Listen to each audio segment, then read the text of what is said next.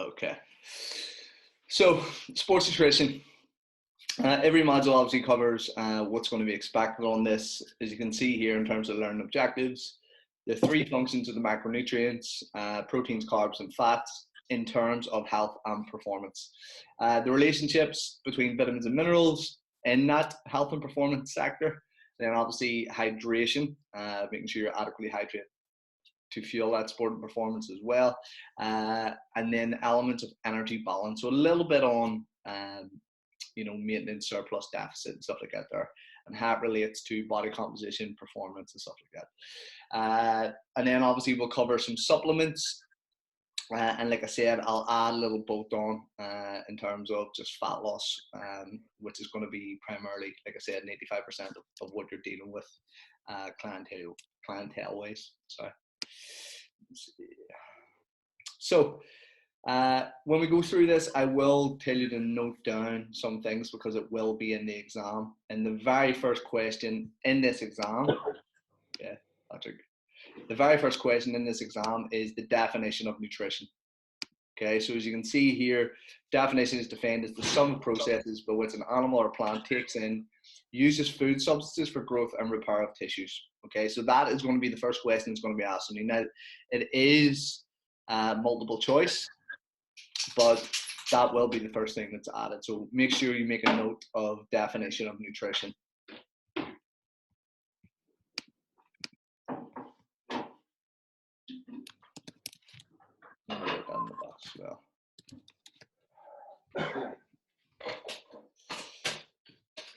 So that's a very sort of broad understanding of what we're dealing with. Pretty much substances that we put in our body are obviously broken down into useful source of energy, and they help to fuel our body. And as you can see here, your body is always in a state of growth or repair. So it's very hard to stay on homeostasis and stay basic. So very basic definition, doesn't eliminate the role that nutrition has. And the reason why this is, most people's popular part of the course is because we all have our own nutritional journeys. We all have ways that, we've tried, whether it be, crazy ass diets, there'll be our own maybe weight loss journey where we've lost a load of weight, or maybe one of these hard gainers that's found it difficult to put on weight. Or maybe you're just basically interested, if you play sport, you want to know how you can fuel yourself to make sure that you're performing 100% on the pitch. And like I said, nutrition is one of those amazing things because you can work your ass off twice a day, 7 days a week. And if you ain't got this shit in check, like nothing's going to change. Nothing is going to, differ. And so, as I say, I always say this is the best part of the course. And it's obviously because I'm teaching it as well. So basic understanding nutrition is vital to the safety and success of a personal trainer's client. As a PT, are you fully qualified to hand out nutritional advice and plans to your clients? I'm going to unmute you here, so feel free to just chime in. Are you qualified to give out meal plans? No. You can advise, partly.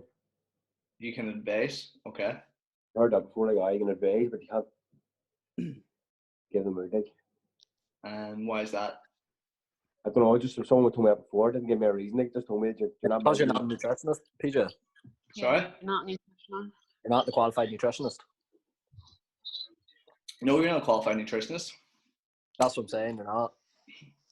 Who, am I or everyone? No, like, that's why you're not allowed to. Is that why you're not allowed to? Sorry, because you're not a qualified nutritionist. Well, yes and no. Yes, because you're not qualified. No, a nutritionist is not a protected term in the UK and Ireland. So you could go on to fucking, Groupon and buy a £29 nutrition qualification and call yourself a nutritionist after, but you're still not legally qualified to give a meal plan. The only people who are qualified to give that meal plan is registered dietitians. That's what I meant. I meant dietitian though. Yeah. So this is the grey area in our industry. When you go to a gym and you go to work with a trainer, what's the first thing a client asks? Or if someone comes to work with you. Can you write me a meal plan? Yeah. Like, that is the first What am I thing. allowed to eat? Yeah, and you know, when we're sitting there going, "Oh, I can't really give that meal plan," like what, you know, you're stuck here between a rock and a hard place between your ethical stance, basically legislation, and then this grey area in the middle where people are just handing out meal plans willy nilly because they did a transformation course, and so they take that transformation course thing that worked for them, and they give it to, say it's a dude gets from 100 kilos to 80 kilos, and then they give that meal plan to a 69-kilo female. Do you know what I mean? Like, this is the problem with the industry. Like, there is a lack of knowledge there, and people just assume that things work. That's why everyone will always tend to revert back to clean eating. Oh, if I just tidy up my diet, like I know that works, without actually looking at the science behind why it works. So yeah, you cannot be protected. You can get specialist insurance off, you know, if you went on to do stuff like body type nutrition or Martin McDonald's MNU or precision nutrition's qualifications. You will get somebody who is willing to, you know, give you insurance to make sure you're safe. Like I said, I would rather use learn the science, and when you do that, then, you know, and again, like I say, this is a grey area, then you can give meal plans out. And also just use the right terminology when you're speaking to people.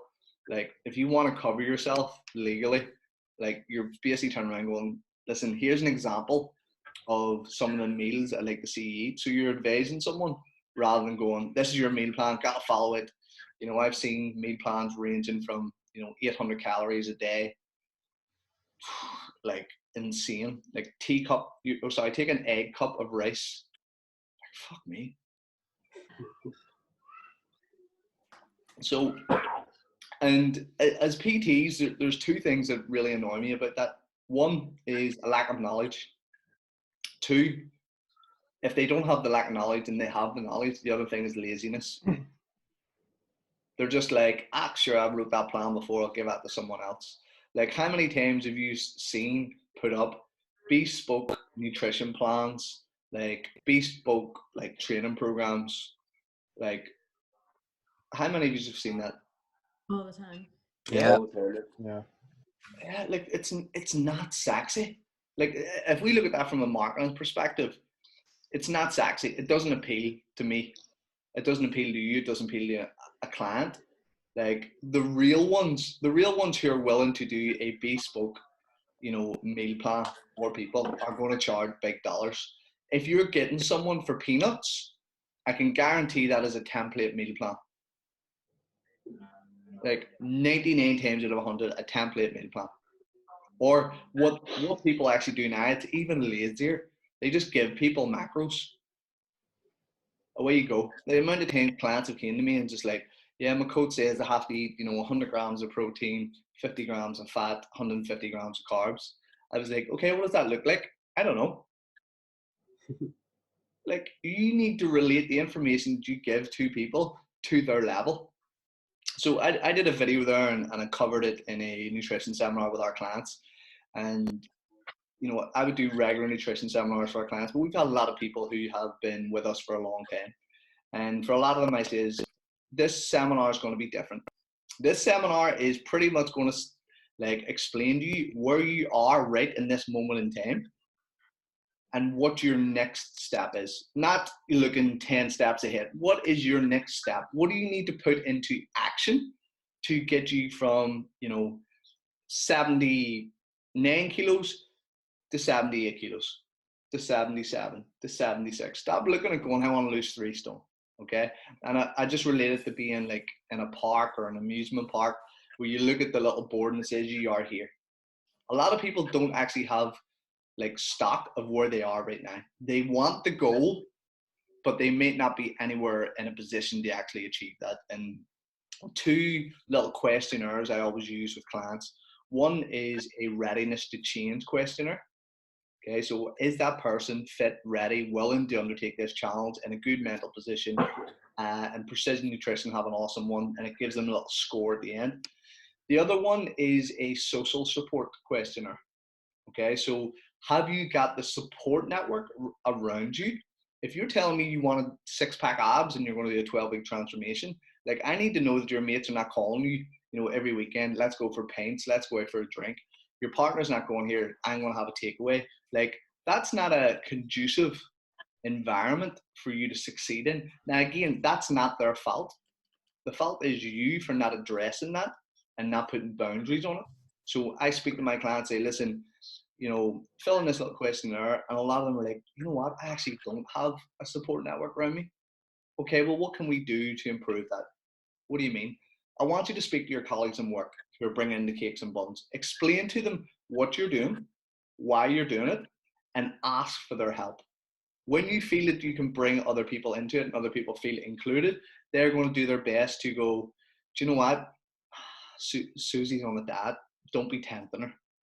Do you know what I mean? If they understand and they know that, the likelihood of them doing it, is a lot higher, or giving you those shitty foods is a lot lower. But if you don't address it and you're like, my partner's a dick, like eating takeaways in front of me and tempting me and doing all this here, well, they're just doing their normal behaviors because you haven't put in place the boundaries that's expected there. Okay, so nutrition, I just wanted to explain to them, I was like, let's see where you're at and where your next step is. And so I come up with this 3 client stages, and I can share the video in the group. And stage 1 is just little or no, experience of food or nutrition or culinary skills, right? That can also relate to the gym as well, like little or no gym knowledge. And if you're at stage 1, here's what's going to happen. You're going to tidy your diet up. Okay, so we're going to get you to eat better quality foods, and I'm going to give you a simple list, and you choose one food from each list, a protein, a carb, and a fat, and you put it in the meal. Okay, and you're going to learn how to exercise. Right? That's the 2 things you do. Just clean up your diet and start moving more. Right? I don't care if it's Zumba. I don't care if you're doing backflips at the back. Like, just move a little bit more, clean up your diet. Right? And then we'll start teaching the fundamentals as we go along. Now, if they were in stage 2 is people who've maybe, tracked their food, understand a little bit the calorie model that people and a lot of trainers will push, or have maybe done, maybe some dieting before, okay? Or they've hit a plateau or a bump in the road. Those people need a goal. They need re-energized, refocused. They understand nutrition to a degree so you can improve their level of knowledge. You can set them some goals, and away you go. You know what I mean? Here's 2,000 calories. I want you to go on. Here's what this looks like on a meal plan. Boom. And then stage 3 is what I call the lifestyle douchebags. The people who just live and breathe fitness, mulling salads for breakfast, like those type of people who know if they're going on holiday, they know how to rope in their diet. They know how to adjust it. They know how to increase their training. Basically, we all want to get to stage 3s, okay? But most of my clients are going to be stage 1, stage 2. And if I said to them all, like, here's a question for you I asked a lot earlier, so you can just pop it or just say, would you consider that there is, let me rephrase that. Are there any bad foods? No. Why not? It's about the amount you fit food rather than quality. It creates a bad relationship with food if you consider it bad and good. It means you don't have a healthy relationship with food. Okay.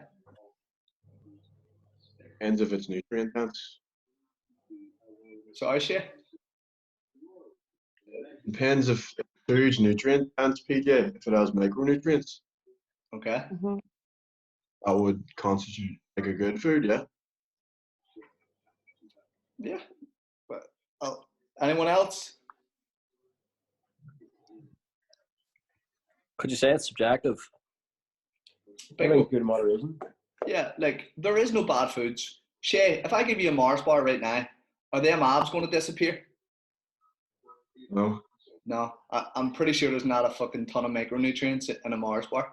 But like, there is no good or bad food. As someone says, the devil is always in the dose. And a lot of stuff we will cover on the fat loss stuff is, power food scale, like why highly palatable food like is so appealing to people. It's not that it's addictive, but pretty much there is no bad food. We can get away with it. I can have people eating chocolate every day and still getting leaner, and it'll improve all their blood markers and all their health markers and lower their inflammation, and they're able to have something every day. As someone just mentioned there as well, with overindulging, scientifically we know what works. Okay, it's a mathematical equation. It's energy in, energy out. Now we know that as a framework, right? This works, right? What do you think the problem is? Low energy, Sorry? low energy expenditure. Yeah, like not even that. Like nutrition is easy. What complicates it is people. Like every one of you right now have your own nutritional bias, right? Like as Shay said there about, you know, good micronutrient, nutrient dense, low calorie food. Like that's probably what's worked for him. And so guess what he's going to push, right? Some of you will have followed a flexible diet and you'll be like, oh, how the fuck can someone just eat clean all the time? Like it's just calories in, calories out. Then you'll have Mary who goes to Slimming World. And then when she comes to me because she can't lose any more weight, I'm like, okay, Mary, here's what we're going to do. We're going to change this up a bit. Oh, but in Slimming World we do this. Mary, so fuck, you're at my door now. So Slimming World obviously hasn't worked. Not that I would say that, but I have on numerous occasions. So we all have our own nutritional bias. And I always relate it to, I'm sure a few people have seen, like, you know, the Mormons that stop you in the town. Yeah. They're just trying to push their religion onto you. Like anytime that happens, like I don't know about you, I think the majority of people are the same. They're like, oh, nah, get away from me. Like you automatically reject it, even if it was the best religion in the world and you loved religion, you'd still just be like, It's the reason why vegans get such a bashing. Because they're over there going, oh, everyone should be doing vegan, like it's amazing, wow, awesome, cool. Like, let me figure that shit out myself. If you keep pushing it in my face, I'm just gonna tell you to fuck off. Right? And it's not that it's a bad diet or shit or whatever it is. It's just that we all have our own bias and we all have our own beliefs. And when you look at it from an objective, as part of their subjective type of view, you need to look back and say, okay, how does that diet work? You know, a bit like when we do in nutrition presentations. What's the science behind weight loss?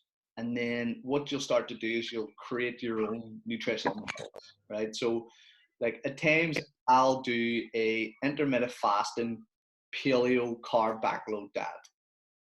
People are like, what the fuck? I was like, I fast in the morning, I'll have, you know, proteins and fats during the day, and then after training I'll have carbs. Like don't try and label shit. Like that would be labeling stuff instead of going, am I staying within my calories? Am I hitting my macronutrients? Am I able to adhere to that diet? Yes, then that's a good diet for me. So it's finding that adherence first and building everything in and around that as well. Okay, so there's going to be a question on scope of practice. Okay, so personal trainers should be familiar with the concepts of nutrition. As we said there, we can't give advice. Integrating that nutrition in with exercises obviously is going to give us, you know, better results because we will see people who will just exercise, not change their diet, and see typically, you know, measurements go down. Like, you know, I want to say this: jean sizes feeling slimmer, clothes feeling better. And then usually when you see people lose weight, it usually reflects more on the scales.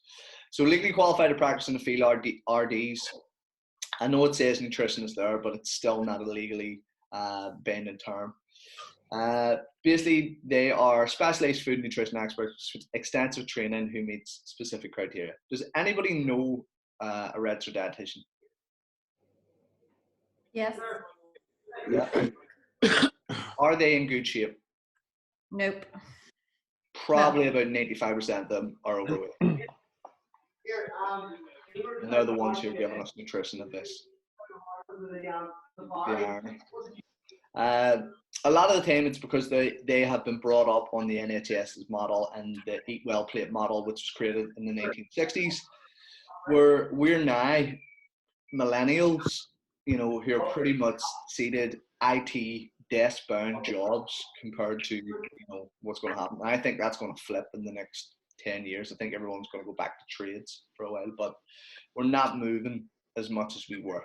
Okay, and we have more highly processed, more high trans fatty foods. We are living in a fast-paced world where we want everything quick. You know, we get minimal amount of sleep. We're using stimulants a lot, so we're just up and down every day, and that can have a massive effect on, you know, our nutrition and stuff as well. So nutrition dietetics professionals are practicing that without a license can be considered illegal or unethical. PTs are not licensed healthcare professionals unless they have additional training and education, but often give nutrition advice to their clients. Again, very, very simple. Personal trainer is the first person to approach the nutrition question, so be confident about the nature of that between nutrition, fitness, and weight control. Providing individual nutrition assessment, meal plans, or recommendations are best left to an RD or qualified licensed professionals. Skills and abilities required to counsel, prescribe an individual's nutrition or weight management exceeds training expertise of a PT.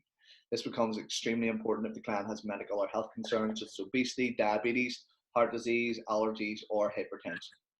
Okay, so again, I don't think it takes a scientist. If you are legally qualified to give advice, someone comes into you and they're getting, you know, 5 takeaways a week. What would you say to that person? Have less. Stop eating so much takeaways. Yeah, like bingo. Like it's not fucking rocket science. Do you know what? You're eating like a prick. Stop eating like a prick. Cook some food. Eat some more of this, and you're probably going to be in decent shape. Like the question I asked earlier on a live was, if you think that most people eat a standard 3 meals a day, it's usually 4 times a day, but like we'll say 4 times a day over the course of 7 days, that's 28 meals, right? Now, if 80% of those meals were good, right? If 80% of those were good, right, and you know, 20% was bad, you're probably talking, I don't know, 20, 22, I don't know what the math is, of good meals compared to, you know, 5, 6 bad meals. Do you think you'd be in half decent nick if you did that? Yep. 100%. Yep. Yeah.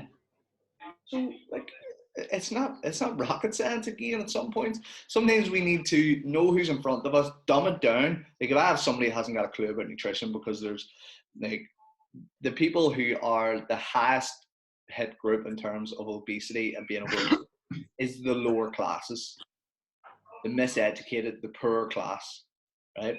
So they have no concept of nutritional knowledge. They just see pound cents. They see 4 burgers for £1 in Iceland compared to what they're paying in a butcher's, right? And as human beings, we all want return of investment. So there's a lack of knowledge behind there. There's also a financial component behind there of why, you know, these people are batting this. It's the best available thing they have to them.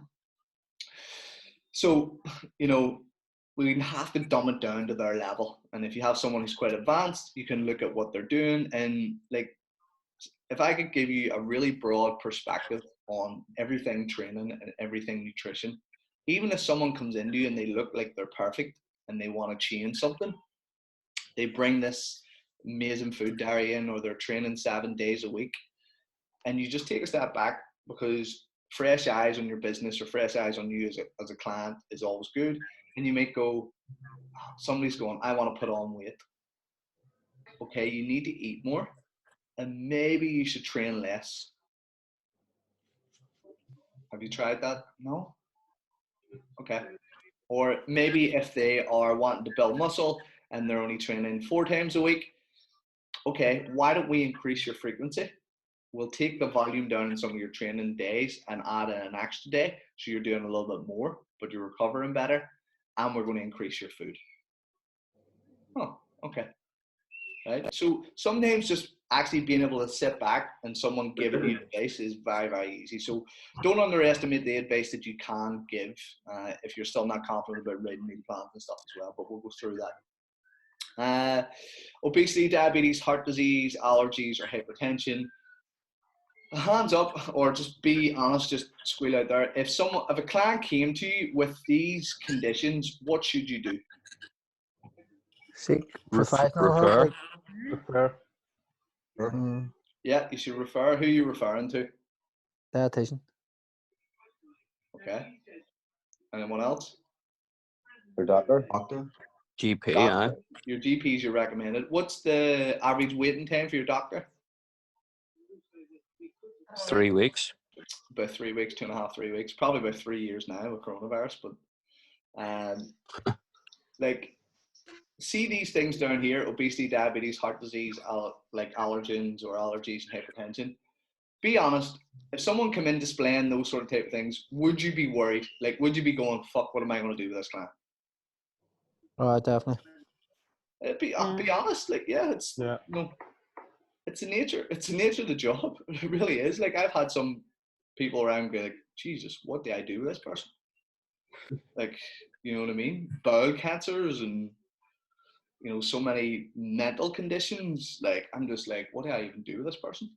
But these things at the very bottom: obesity, diabetes, heart disease, allergies, and hypertension, are all weight-related issues, and you are going to deal with them 95% of the time with your clients, because very, very rarely clients are going to come to you in shape. So they're going to be overweight, they're going to be obese, and if they've been obese long enough, they're going to have diabetes, and that diabetes could contribute to heart disease, right, or high blood pressure and hypertension. So you need to start getting comfortable with these things, and you can go on and do level 4 of management of diabetes and stuff like that there. But this is pretty much simple. If you had a client who came into you and they were overweight, right, and like, what would you do with them? Like, what would you do with them? They come in, they're overweight, they're out of shape, they want to lose some weight. What would you do with them? Do what you say, is eat less, move more. Take them on. You'd like discuss what their current diet is like and their current lifestyle habits, and then take it from there. Yeah. Like, those people are the exact same people that you're going to deal with, that have diabetes, obesity, hypertension, metabolic syndromes, food allergens. Like, they're human beings.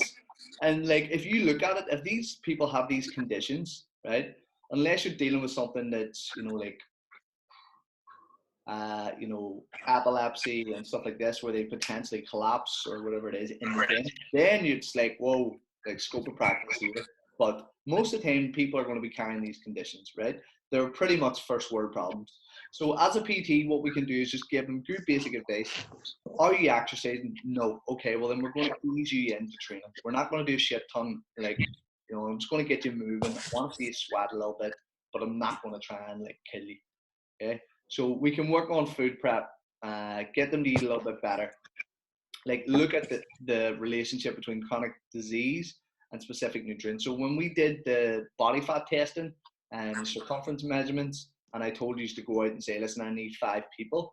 When you do that waist to hip ratio and you're like, oh, mate, your waist to hip is 1, like, that puts you at risk of heart disease, like cardiovascular disease, cardiorespiratory disease. And then next minute they're like, what?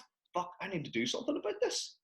Like, people are reactive instead of proactive, because if they weren't, then we would all be in shape. Whereas Mary comes to you and goes, I just got diagnosed with diabetes, so like, I need to do something. Well, Mary, if you'd have done this a year ago, you maybe wouldn't be in the position you're in. Right? So a lot of the time we're walking around, and human beings walk around like zombies. We're not tuned in until something whacks out, yes, like our health. Somebody goes, oh, your health is in a bad. Whoa, hold on a minute, I've just been walking around here for the last 6 months and you're telling me that like my health's bad? Like, people are ignorant of the fact, and they're not. It's our job to make them aware. Give them basic information around where they should be, eating a little bit more protein, maybe reducing carbs a little bit, not taking them out, playing with fats and stuff. As Shay said, looking at better quality foods. If we look at on a scale, there is no bad foods, but there is foods on this side that are more, low calorie, nutrient dense, plenty more antioxidants and phytonutrients compared to over here, which is more processed, trans fatty foods, very calorific. So obviously we're trying to slide them more towards this scale. But we want to be sure with the terminology that we use that we don't say to them, never have these things, because if you're told that you can't, you're going to want them. And as we were talking about there, relationships with food is a big thing. And this is how nutrition ways I deal a lot with psychology. Like I delved a lot into that because, like I said, we understand how to get people to lose weight. Now we just need to get the understanding of how do we get people to do what we want them to do.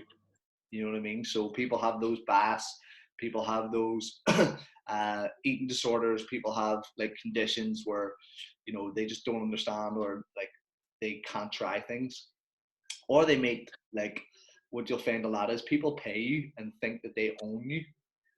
Like, what do you mean? Like, I'm paying you £300, I'm not eating it. Well, I'm sorry, I'm not here to be a yes person. You either eat it or you take your money and go elsewhere. Like, if that ever does happen and you start meandering to people, like, you're in for, they're going to be your worst clients, because they're the ones going to be busting your balls 24/7. Importance of water and hydration. So a client with hypertension, what's hypertension? High blood pressure. High blood pressure. High blood pressure. How could you develop high blood pressure? Stress. Sorry? Stress. Stress, yeah. Being overweight. Smoking. Being overweight, yeah. Smoking. Too much drinking. Too much drinking, yeah. Yeah, pretty much. Like hypertension, high blood pressure, it looks scary on a piece of paper. You know, hypertension a lot of the time is going to be caused by being overweight, whether they've been drinking, smoking, whatever it is. And then the other side of it is, you know, it could be hereditary, but I don't even believe in that. I really don't. Like, you don't really ever see a skinny kid with fat parents. Like, it's habitual, it's learned, eating habits are formed. So, like, even though genetically you may be predisposed to certain conditions, like, your environment will decide whether it pulls the trigger or not. So, does anybody know the percentage of people who are actually born, and I mean born, with a health condition? Nope. Less than 6%. Right? Oh, I'm big boned. You're not. You just overate and you're fat now. And it's the basically your parents' fault, or your grandparents' fault for overfeeding you, or, you know, you being a spoiled little brat or bitch. So eating habits are formed as you are a kid, and I'm a very, very big believer in monkey see, monkey do. Like, if any of you have kids, if you're telling your kids to eat vegetables and you're not eating vegetables, what do you think's going to happen? Yeah. I'll not eat them. You're your kid's rock star. Like, they love you wholeheartedly. Then they get the age where they're just like, they hate you. But like, up to that, all those habits are formed. If you are out exercising daily or you're very active, what does that tell your kids? Is Do the same. Yeah, it tells them that exercise is important. Like, the likelihood of them doing more exercise is very, very high. So you set the example. Okay? So that person with high blood pressure comes to you with nutritional advice and some meal planning for their medical condition. So what could we recommend them?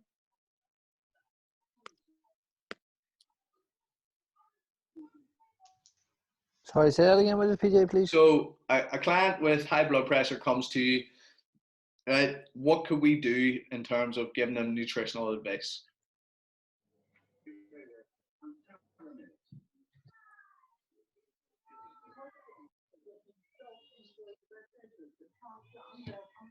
Okay, so 2 ways that person has hypertension: stress or being overweight. Yeah? Mhm. Being overweight, we need to clean up your diet. We need to improve it. A lot of the time is we want to reduce the salt that's in your diet. How many takeaways do you take a week? 5. Okay, reduce those down. If it's stress related, bingo, I need you to do some breathing drills that I have set out for you. I need you to take long walks, 30 minutes or so. I need you to download Headspace. I want you to do 3 minutes of meditation daily, or yoga. Can you do that for me? Yeah. So now we're looking at reducing stress-induced hypertension, and we're looking at exercise to help reduce hypertension. Or, like, when you lift weights, your blood pressure goes through the roof as well. So you need to be careful. But a lot of the time it's going to be food related that someone has that hypertension, and they're going to be already on medication. So yes, you should refer a client with issues like this back to their GP, but 99 times out of 100, they've already been signed off by their GP. They've been given medication and they've been told to seek exercise. And now what you do is someone comes through your door and you send them back out again. So you do need to get comfortable dealing with these people. And I think these obesity-related and being overweight-related symptoms and conditions are your bread and butter. Like, you understand those. Like, the amount of times people came to me and they're like, no one will work with me because I have, Crohn's, or no one will work with me because I have X, Y, and Z. I'm like, cool.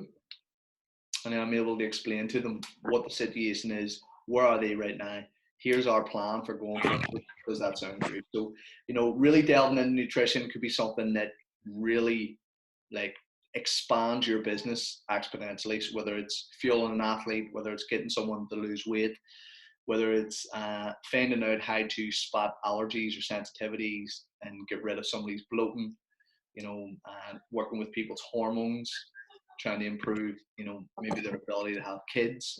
Okay. Shit like that. Yep. If they're on medication, can it affect the weight loss? Could it? It's something that's always brought up. So something like that would be maybe the pill. Realistically, like, what comes first is thermodynamics. So realistically, they're not in a calorie deficit. They could be really messed up. So just before we get into this, you're basically talking about, can their hormones affect their weight loss and fat loss? Yes, they can, but what regulates your hormones? Anybody know? Sleep, Sleep. That. exercise. Bingo. Okay, so I went on this wild goose chase for about 6 years, like going to every seminar that was like, find out how you can control cortisol so you can reduce belly fat. And know what it all came back to? Okay, we're going to manipulate all these hormones. Know what it came back to? What are you putting in your mouth? Yeah. Because that is pretty much going to regulate what is happening within your body. So, like, saving you probably 15 grand that I spent speaking to some of the best nutritionists in the world and going, all right, hold on, like, well, what about this? And they're like, oh, well, it depends. And I'm sitting there going, well, I'm not paying you X amount of money to say it depends, but nutrition pretty much does depend. Like, if someone came to me and they're like, my client's eating super clean, like, why are they not losing weight? I'll be like, okay, there's a shit ton of factors you haven't told me. Age, diet history, training history, calorie intake, health conditions, like, are they tracking, are they not? Like, so pretty much I've found myself now getting to the point where it's going, oh, fuck, well, here it depends. And I can see people just going, oh, I don't want to know if it just depends. I just want to know what the answer is. And pretty much it's always the simplest thing. And if we go back to that, 28 meals in a week, if you can say to someone, are you eating 80% of your food, good quality, nutritious food? We have a little sheet where we can mark down a good meal.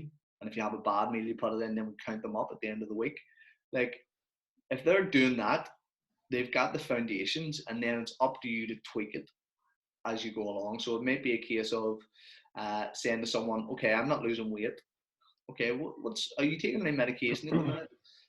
Yeah, I'm taking this pill and it's been linked to this, or I'm taking HRT, or I'm taking this and it's known to affect weight loss. Okay. Perfect example, I'd say, is a girl I interviewed from our boot camp who's 13 pounds down, who literally has no thyroid, right? Her thyroid has been taken out. Your thyroid's out to regulate your metabolism. So how is it even possible that she can lose weight? She actually said on the video, she's always been told, you will never be able to lose weight. So first and foremost, before you get down that rabbit hole of sort of, hormones and maybe potentially, like I said, certain medications affecting that, look at what the medication does. Look at the stuff that you can control as a coach, or what they can control as a client in terms of their intake and their output. And again, if they're not getting anywhere with that, I would send them back for blood tests. I use, for the first time there, Thriva. I don't know if anyone's ever heard of it. Nope. Basically, online company like finger prick of blood, send the blood samples away, tell them what I want tested, and then they send me my results online.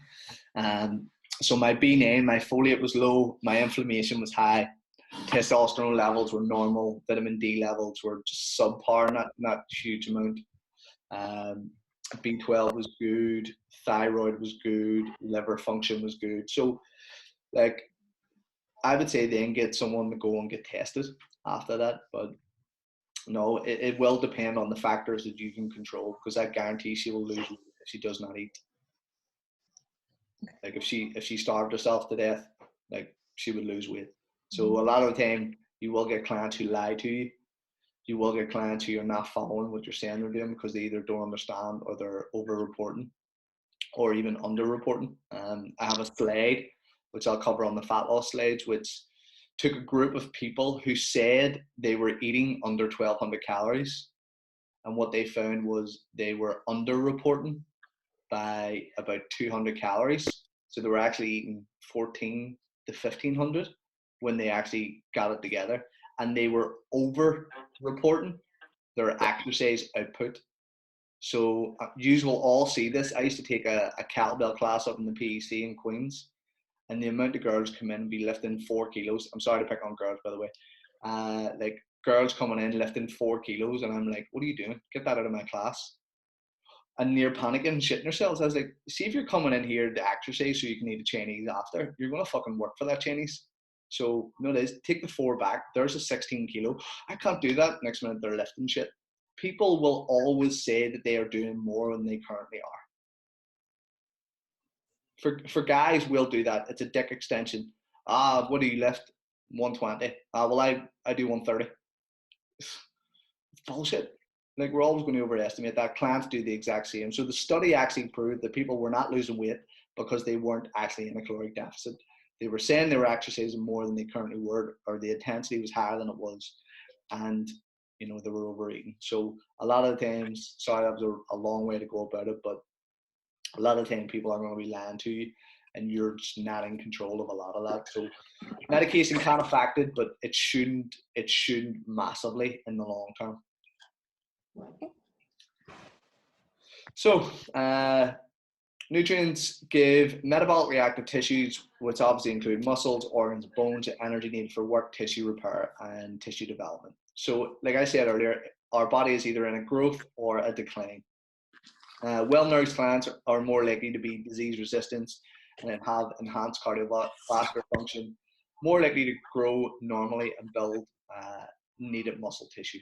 So if you remember what I called this seminar tonight, elite nutrition and how to control or how to cure coronavirus, there you go. Don't be fat. Like, I know this sounds stupid, and I know I'm probably sounding picking on people. You get a lot of people who are, say, a plus size model, and they're like, I'm really happy and comfortable in my weight. And I'm like, do you know what? Like, amazing. I'm glad you're happy with your body. But that still doesn't mean that you're not primed to get primed to get diabetes or metabolic syndromes or all these sort of things. So your health will be really associated with your weight as well. Okay, so to have a good immune system, you obviously want to be healthy. For clients to be healthy and successful, they must consider the needs as important as as a training program. Nutrition and training should be synchronized, should be in symbiote. If you're going for a bulk, you need to eat more. You need to train slightly less. Like, don't be ramping your training up and trying to eat more, because then you have to eat even more than that. And at some point, there's a ceiling there. 6 classes of nutrients: carbs, proteins, fats, vitamins, minerals, and water. The great thing about vitamins and minerals, they're all stacked within carbohydrates, proteins, and fats. So very, very rarely you will go to someone unless they come to you and say that they're B12 deficient or that they have anemia, they've got an iron deficiency, that you will particularly address, maybe some of those things in their diet. But most of the time, if they get a wide variety of diet in terms of proteins, carbs, and fats, they're going to be getting enough of the vitamins and minerals they can in there as well.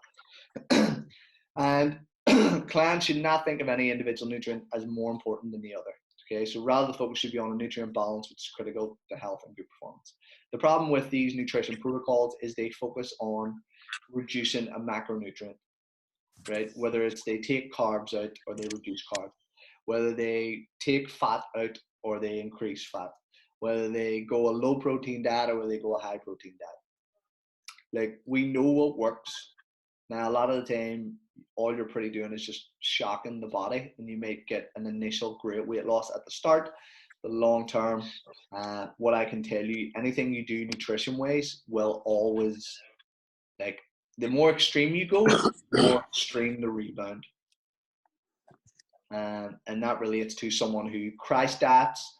You know, if your set point, your genetic set point sits at this, say you're 13 stone and you get down to 10 stone here. Now, there's research to say that your set point, where your body was comfortable, like, can take anywhere between 3, 6, 9 months, almost up to a year for it to become down to here, right? And what the ISSN, the International Society of Sports Nutrition, said was the biggest reason why people end up back at the weight they were and then some is a couple of factors. One, when you're dieting, you're primed to put on body fat. Okay, so when you're on a diet, I don't want to call it starvation mode, but your body is primed that when it gets calories, it is going to hold on to those calories, right? Because it's like, you know, like, I've been dieting here for 2 weeks, I've lost weight. Like, if I get a refeed, I need to bring myself back up to this baseline level of food. So you're primed to put down body fat the more you diet. Okay. The other thing is that the more extreme you push, the more extreme the rebound is going to be, right? It's the same for people who use performance enhancing drugs, right? If we look at in a male, we look at testosterone and estrogen. Okay, so they work in symbiote. If one is at 50%, the other is 50%. If test is at 60, then estrogen's at 40. If it's at 70, 30, boom.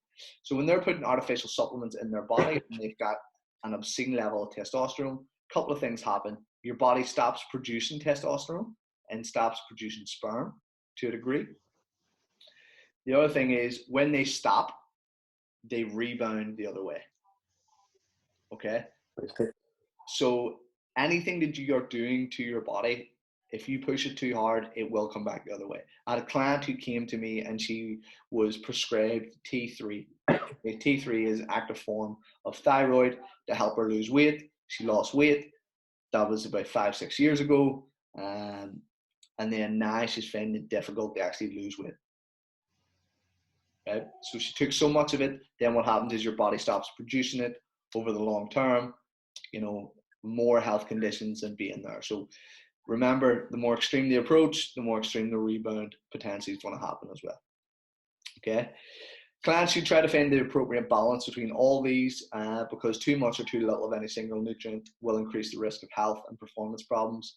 The best strategy for maintaining a nutrient balance: wide variety of foods, regular fresh fruit and veg. Avoid a monotonous intake of the same foods day after day.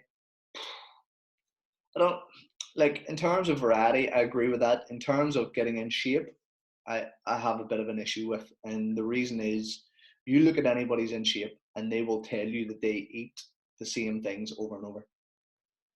Like, they're consistent. Consistency is the main thing. Like, for me, I'll probably eat 2 or 3 different breakfast options, 2 or 3 different lunch options, 2 or 3 different dinner options, like, just rotated throughout the week. Like, we're having campfire stew, which is like slow cooked ham with like all these beans. It's amazing. It's great. So we may have that at least once a week. A curry once a week, a chicken dinner once a week. Like, it's pretty much quite regular. And like I said, you find people who are in great shape will pretty much know exactly what they're eating, what's in their food, and be very consistent. So we're not talking about weight loss here, for example, like on the slides, but in general, you look at someone's in shape, there is a blueprint there. They're probably training, they're probably eating, you know, calorie controlled meal, and they're probably doing some cardio, but that's just a bit of insight. So monotony can take over to a degree.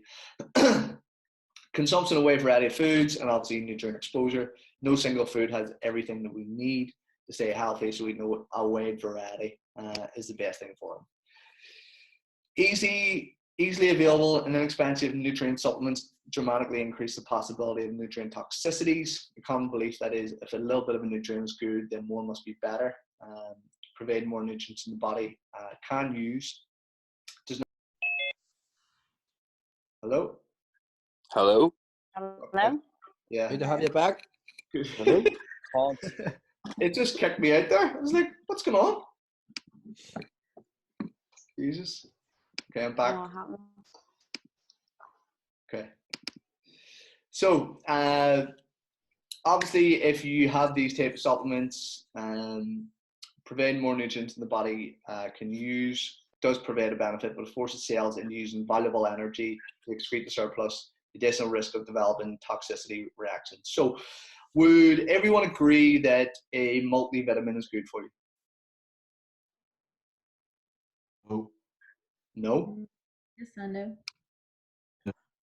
Why is a multivitamin The not good? research, 100% multivitamin good for you. And it's good for the you. Take a research power proves list. there's no back. There's no. You can get all your nutrients from food, like.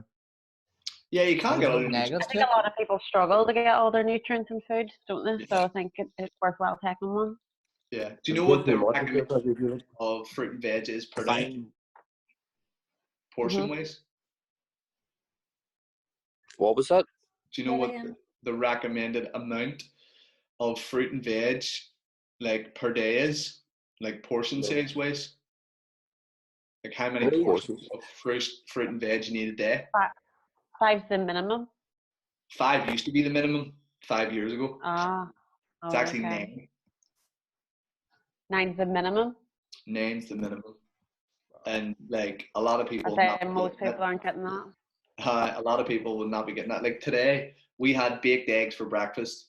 In the eggs, we had spinach, mushrooms, peppers, peas, and then I had avocado and bacon.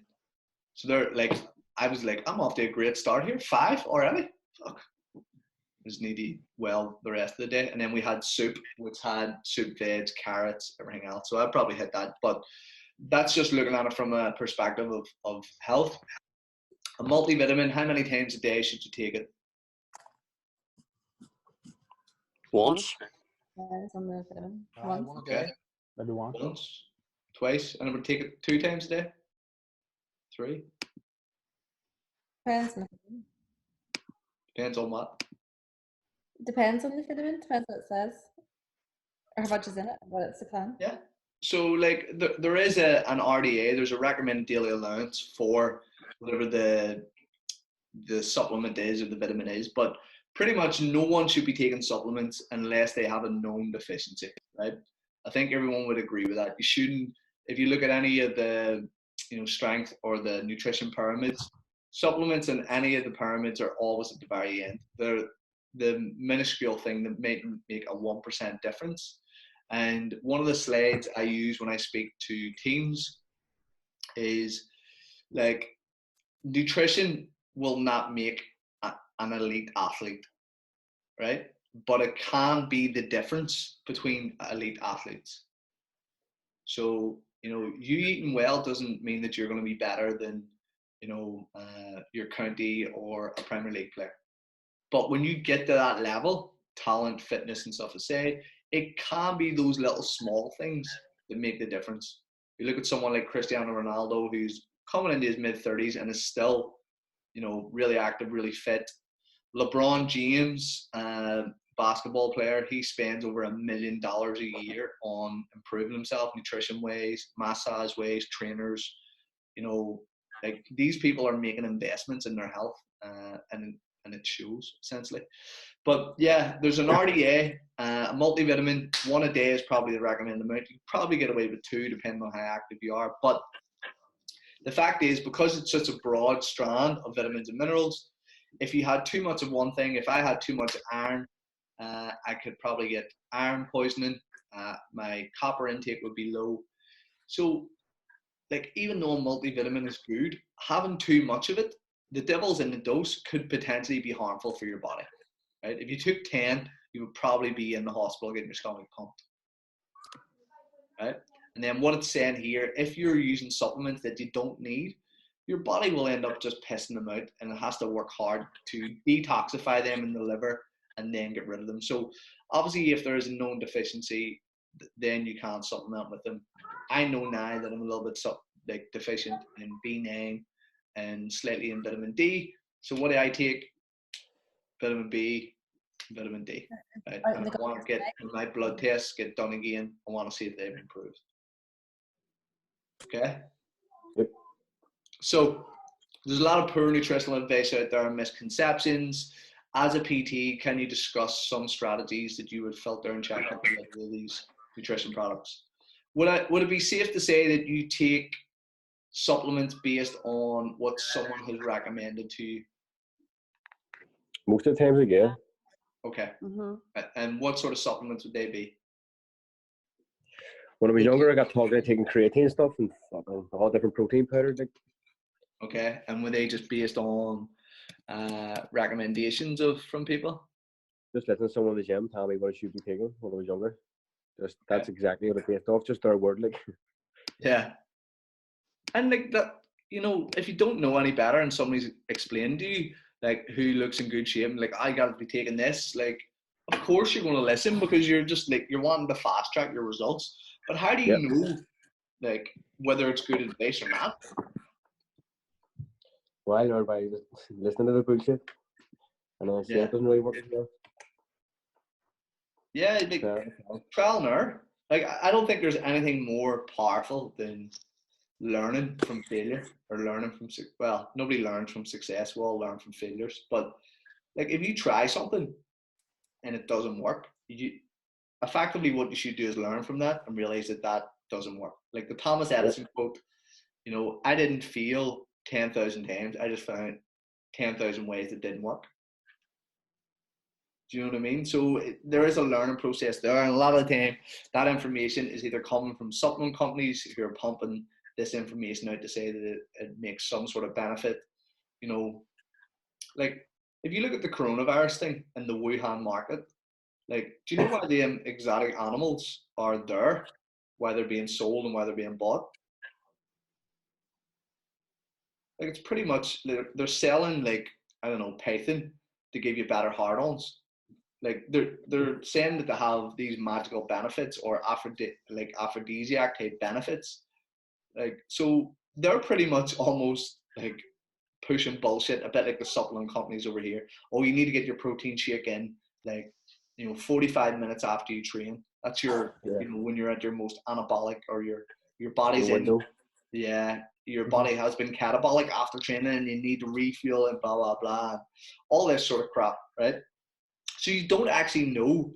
The great thing about now is we have, and every top level fitness professional and professional in nutrition or even training will tell you that there is one company that you should be following. And the reason why you should be following them is, okay, they sell products, but they don't sell supplements. They sell information. And I'll show you this here now. If someone reminds me, I can put this in the group. So this company called here, Examine.com, can people see that? Yeah. Yep.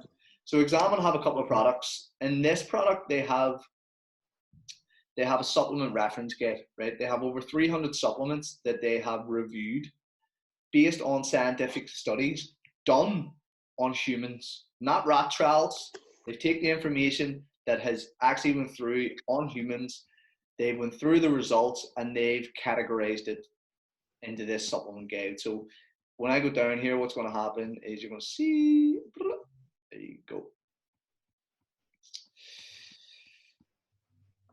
Right, so human matrix, looking at human studies, basically what's going to happen is they have graded all the supplements and their effects on the body, either grade A, robust research conducted, right? So it's dog's balls, like this shit works.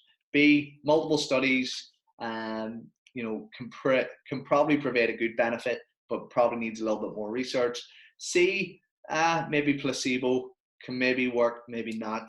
D, full of shit, don't be using them, right? So someone give me a supplement that, like, are we talking about it earlier, creatine, yeah? Yep. Right, so we have supplements here, like 5-HTP, BCAAs, caffeine, Like, see if we can get the creatine here. Citrulline. There's creatine. Okay. Then it tells us exactly what creatine is. Okay, creatine phosphate, what it's used for. The great thing about it is, based on your weight, it gives you the recommended dosage you should be taking. Not that you should be dosing 5 grams 4 times a day for 30 days type shit, right? So it's broken down for you. Then what is the level of evidence? So power output in terms of being stronger, more explosive. There's over 65 studies to prove that that improves your power output, right? So, like, there's too many studies on creatine for it not to be fucking good and not for it to be working, okay? Slight minor increase in lean mass, in weight, in hydration status. Like, there's a shit ton of A's there. Yeah? Mm-hmm. Yep. Somebody give me another supplement. Amino acids, no. BCAAs. Aye.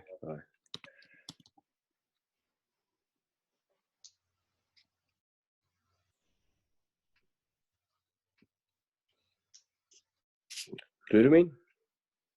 Glutamine's usually a good one because there's a load of bullshit around that. If I can spell this right. Paddy, can you do glucosamine sulfate as well? Yeah, that's a C supplement, but Is it? yeah. So some people have noticed the benefit, most people haven't. So what's happened is, like, glucosamine sulfate, for anybody who doesn't know, is usually for joints, bones and stuff like that. I want to see if I can move this out of the way here. 2 seconds. That's because I'm trying to buy at the minute the supplement and that, and I'm just worried about it with regards to like any performance issues or anything. Nah, should be grand that way. So let me see. HMB, fish oils, glucosamine sulfate. You said, didn't it? Yeah. There you go. Glucosamine. Supplement derived from shellfish, can provide minor pain relief. Glucosamine sulfate delays the progression of osteoarthritis. So 300 to 500 milligrams a day for anywhere up to 1.5 grams per day. And then as high as 3. Symptoms of osteoarthritis, minor effects. Oh, it's an A. Pain relief, A. Oh, you're actually good there, but I thought that was a bit lower. I know, I was just this wife recommended take it years ago. I was just wondering should he still be taking it, sort of thing. You know what I mean? So if you remind me, I can stick this in. The good thing about this is not only has it went through the actual supplements, but if you actually say what you actually want to improve, which I'll show you here now, an example.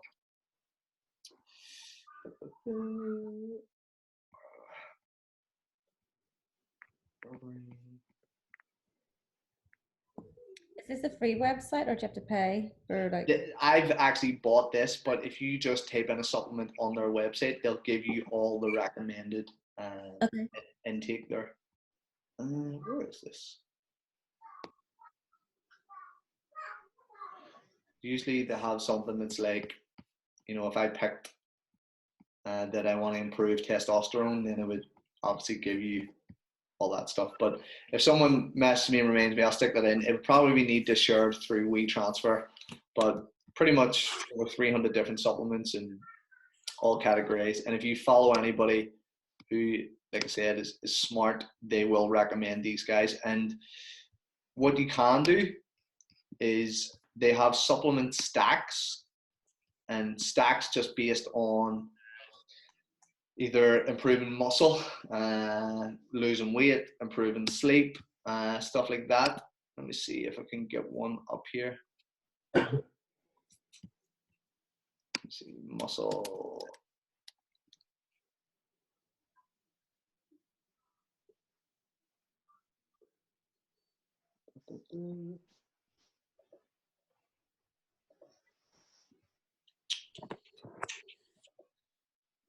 There we go. Let me see. I don't know if anyone can see this. Yeah? Yep. Yeah. Muscle being an exercise performance stack guide. Yeah. So you can buy these stack guides individually. I've only bought the weight loss one and the, what do you call it? The muscle building one. And then what they've done is they've just categorized the best supplements for that. So they've just really put it in. So they have core supplements that are pretty much the dog's balls, most efficiency, primary options to add, secondary options, and then whatever the bullshit is. So creatine, pretty much in there. Nitrates in terms of, you know, stuff that you can get, arginine, citrulline malate. I'm not talking nitrate oxide boosters to a degree, but stuff that increases that blood flow within the body. Then we have protein, like protein's just perfect. Carb intake, so taking carbs, and then other options, beta-alanine, which is a lactate buffer, which will increase kerosene in the body, which can buffer lactate, which can give you an extra 1 or 2 reps, and it's the thing that makes your skin itch. Caffeine with theanine, and this is actually really good. Theanine is pretty cheap. It's called L-theanine. It's an amino acid, and what it does is it takes the edge off, like coffee. You know, when you have too much coffee and you start to feel jittery. Yep. Sort of takes the edge off that while still getting the focus of the caffeine. Ashwagandha, which is more of a stress release. If you can see here, it says adaptogens. Adaptogens are very good in terms of just relaxing the body, reducing stress. You have BCAAs, again, that's a secondary option, not something that a lot of people will recommend. HMB, nitric oxide boosters, inadvisable supplements, glutamine, sodium bicarbonate, test boosters, taurine. And then obviously this assembles your stack for you. For weightlifters, caffeine, 400 to 600 milligrams with theanine an hour before training, alpha GBC, choline, athletes. So it's all categorized. And like I said, these guys will be your reference for pretty much the rest of your life, should be, if you're ever looking at supplements. The problem with our industry is, like, people will say, oh, you got to research studies. There's a lot of smart people out there that do that for you. You just need to know and who to trust the right ones. Okay. What do we got here? So what is it? 7:15? Yeah, we'll go for another 10-15 minutes, then we'll take a short break. Okay. Yep. So nutrients provide energy. Energy nutrients provide fuel for cellular work. Carbs, proteins, and fats are considered energy nutrients because they all provide carbon. It's a source of fuel that can be burned for energy production. So it's very inefficient to use protein as a source of fuel. Your two primary sources are going to be carbohydrates and fats. If you eat a lot of carbs, your primary source is going to be carbohydrates. So the thing that you'll hear is, if you start the day with proteins, fats, the likelihood of you using fat as fuel is higher. And the easy way to think about it is, what you put in your body is what your body's going to use first. Okay? And the first macronutrient that is broken down by the body is carbohydrates. The second thing is fats. The third is protein. Okay? So if you had just carbs solely, it'll be digested quicker. That's how we get blood sugar spikes that are pretty high. If you just have purely fats, again, not a lot of people will do. You'll not get a huge amount of sugar spike, but it'll be digested a little bit quicker. If you have protein, your body has to heat up. It's digested and absorbed a little bit slower than fats. So 65% of your calories coming from carbs, 15% from protein, 20 to 35% coming from fats. Now, take this with a pinch of salt. This is for sports nutrition. This is for athletes, right? We Sally, who is carrying a load of weight, like, she weighs 100 kilos. I work out, you know what? She needs to be having 60% of her diet based on her kilos. She should be having, from carbs. Like, I'm not going to give Sally 600 grams of carbs.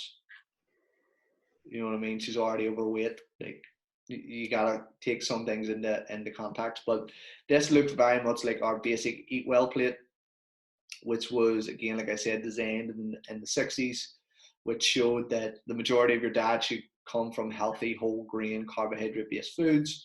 You have some fats in there, you have some protein, you have a little bit of dairy, and a very minimal amount of sugar. And it's a bit outdated, to be honest. The carb intake needs to come down lower. veggie intake needs to come up, protein intake needs to come up, dairy needs to come up, but they just haven't got around to doing it, and that's why there's a terrible amount of information on nutrition. So there's going to be a question about this in your exam, your TDEE, your total daily energy expenditure, or total energy expenditure, broken down into daily aspect.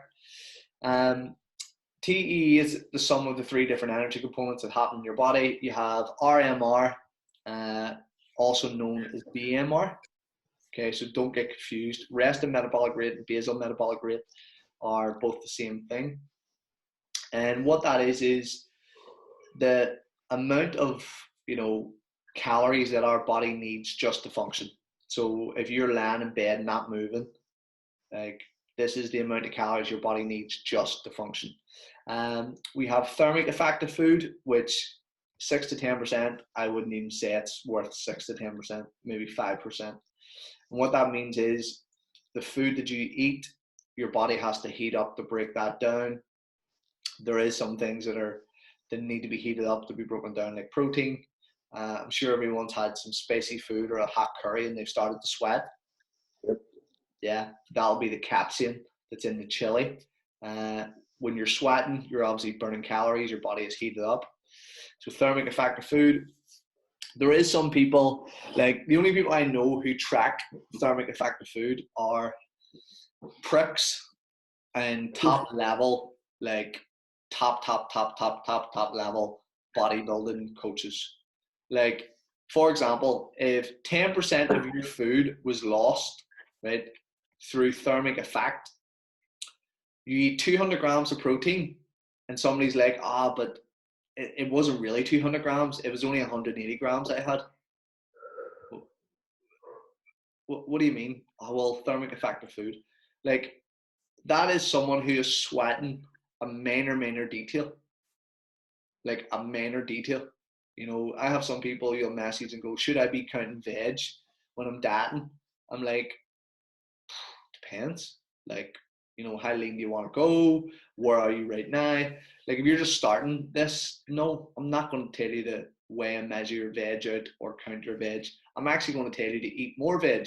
Very, very rarely I've ever told someone to not eat more veg, or I've taken veg away from someone. It's mainly just maybe from a photo shoot.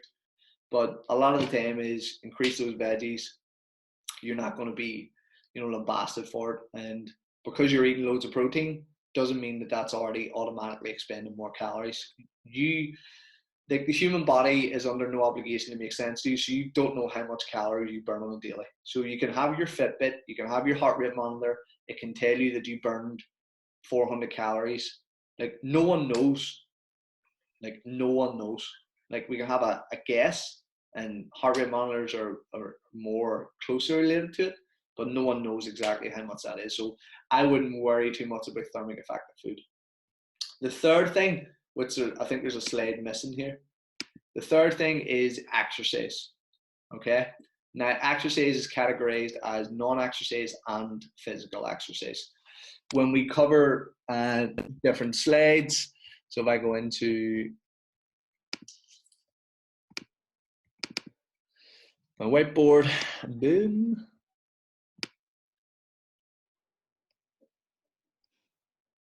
Right, so you've got the bulk of these calories known as RMR. Yeah? Yep. Makes up 70%. Okay, so if I had that for someone, if someone was on 1,000 calories a day, 700 of those calories are pretty much reserved for getting your body to function, for eyesight, for organs, for everything to work, right? You have a very, very minimal amount here on thermic effective food, TEF. And then for the exam, you have exercise. Yeah? Now, exercise is taken in physical exercise and what I'm going to tell you here. Right? Has anyone ever heard of NEAT? Yeah. Yeah, James Smith always talks about it, like NEAT up 24/7, shit like that. Anybody know what it means? Non-exercise activity thermogenesis. Adaptive thermogenesis. Yep. So Is it pretty- adaptive? Yeah. So pretty much what it is the non-physical based exercise that you do on the daily. So do you do 10,000 steps, 12,000 steps, 15,000 steps? Like, are you in a manual labor job where you're lifting most of the day? Like, stuff that's not really going to affect your physical exercise of in the gym or playing your sport, right? Which is a huge component of calorie burn. Like, and if we look at a calorie burn that we can control, these are the two things that we can control. Yeah?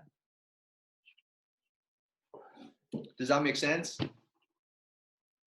Yep. We can control exercise and we can control NEAT. How do we do that? I need you in the gym 3 times a week. We're in control of that. I need you to walk 15,000 steps a day. We're in control of their NEAT. Park in the furthest bay away from the supermarket. I want you to take the stairs and not take the lift. Like, we can control that stuff. That is something that we have, basis over. How your body produces that thermic effect on food and what your body does with those additional calories, again, we can't control that. Your body does that. Okay? So we want to focus on what we can control and what we can control with clients. So exercise will categorize NEAT, and they're in the slides, but when we cover the fat loss slides, I'll break it down a little bit more. Okay? Does that make sense? Yep. Yep. Yeah, it's definitely not activity thermogenesis, PJ. Yep. What is it? Sorry. See if I'm wrong. I know I looked it up there and I was right. I just don't know if I put the wrong definition of it. I'm shitting myself now. What did it say? Non-exercise activity thermogenesis.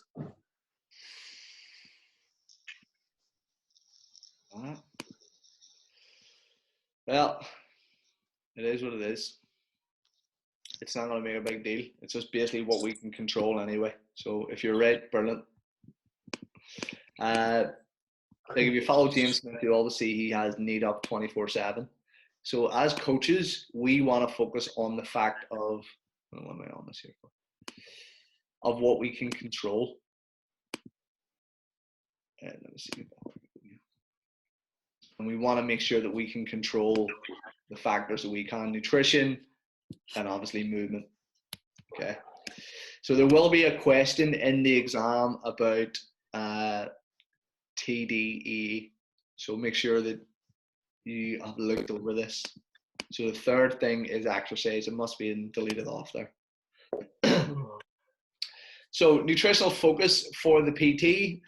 The 2 essential components of sports nutrition the personal trainer should focus on are finding ways to provide extra energy at the right time to satisfy the needs of physical activity, finding ways to provide enough fluid at the right time to maintain the body water and replace the fluid that is lost as sweat. Okay. So, question: how can your clients maximize their ability to sustain power output, perform at their best, while at the same time losing body fat? How can you do that? Eat the right food at the right time. What's that known as? Nutrient time. Or... Yeah, nutrient timing. Yeah, anything else? Meal frequency. Meal frequency. Yeah. What putting activity up rather than dropping calories too low be one as well. Sorry, bud. Putting like activity levels up rather than dropping calories too low, just to get like a better session or whatever. If you're going for power output, would you not drop the activity outside the gym? Are you on about power input inside the gym? Yeah, performance. So yeah, doing too much output as well could affect your performance. Yeah. Like we pretty much hit it on the head there. Like, is that everyone's heard of, or has anyone heard of Perry workout nutrition? No. Yeah. Okay. Right. Anybody know what it means? What you eat before you train? what do you eat before you train?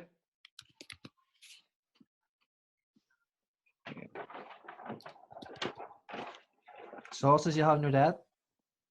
Sauce. I'm only joking. Pie. Cool. Parry is pretty much looking at pre, during, and post. Looking at this from an athlete perspective, you look at what someone eats before they go and play a game. What do they have during the game? Lucozade, sports, shit like that. And then what do you do post-workout to facilitate that? We can look at a couple of things. So imagine that's, I'm getting better at this whiteboard shit. I don't know. That's still shit. Fuck me. I lied.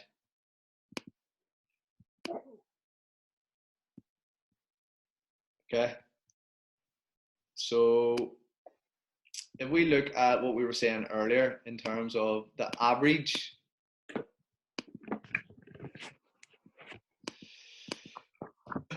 the average person eats 4 meals per day, yeah?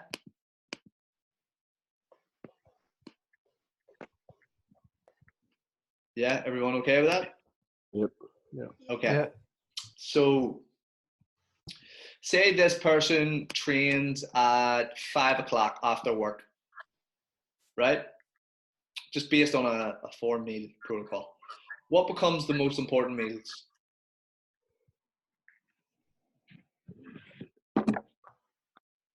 First two. The first 2? Why? Try to go for the Be day. your fuel source. Workout. Okay. Sorry, what was the question? If I'm training at, about 5 o'clock in the evening, this is breakfast, this is lunch, this is dinner, this is a snack. That snack can go anywhere, by the way, but I'm just putting it down there, very simple. But I'm going to go and train here.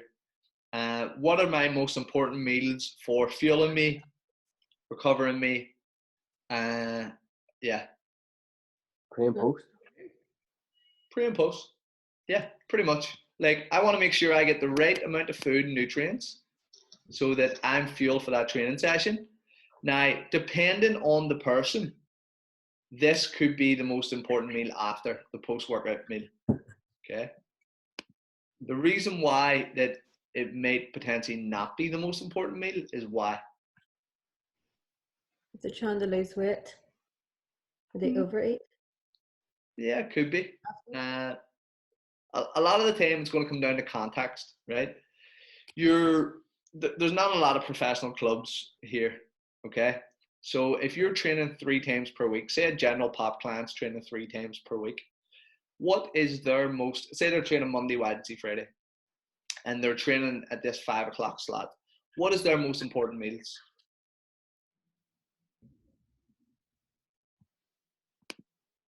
So general pop client trains 3 times a week and trains at 5 o'clock. What is their most important meals? Sorry? Probably breakfast and lunch if they're in a job, like a normal 9 to 4 job. Okay. Make it a chance to eat just before training. Well, not just eating before training, yeah, but like, what's the most important meal?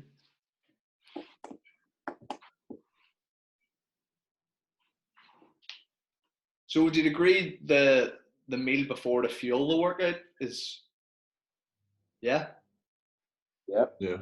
Okay, so what they eat here, Yep. obviously you don't want someone coming in like feeling faint, dizzy, trying to lift some weights, feeling busted, no energy and stuff like that. Okay, what's the next most important meal? Dinner, Why? Recovery. recovery. Okay. Technically you're right, and technically you're wrong.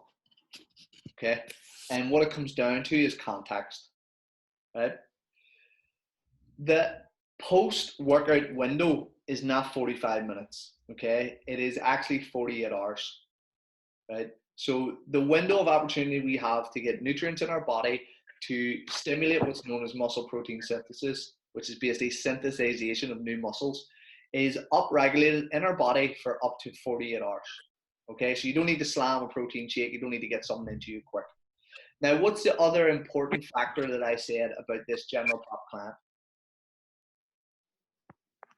So this is Monday. When's the next time you? Say, They said oh, until Wednesday. Train every other day. Yes, so Rest days. they're training on Wednesday. So they have a whole day of Tuesday to recover. Does that make sense? Yep. yeah. Yep. So nutrient taming is not a big fucking deal for your General Pop clients. Obviously, we want to make sure they're fueled for the session. But if I had Mary, who is 15 stone, 3 stone overweight, and I make sure she has something that is good for her, like she feels good to go. Like if I say to her, you know, go home, take your time, cook your dinner at 7:30, or when do you usually have your dinner? I'll have my dinner at 8 o'clock. Okay, if you feel packish, grab something post training, but like don't worry about it. And if you have your dinner at 8, great. So say that's 2 hours post workout. Like, see if somebody comes to me and goes, Mary's going catabolic, I'd just be like, fuck me. She has a huge amount of energy stored within her body because she is overweight. Most General Pop, in my opinion, do not train hard enough.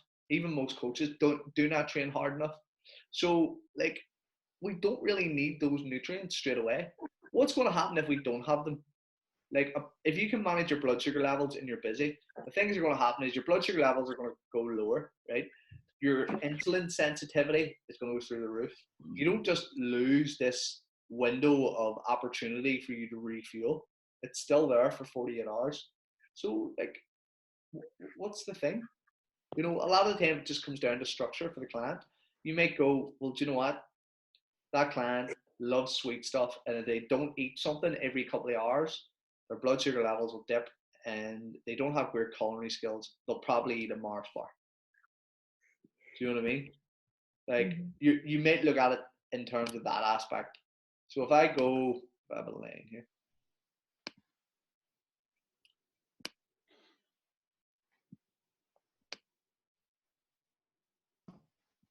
If we look at this as when you wake, your blood sugar levels are slightly low, yeah, because you've been fasted while you sleep, but you still have an energy source that's fueling you.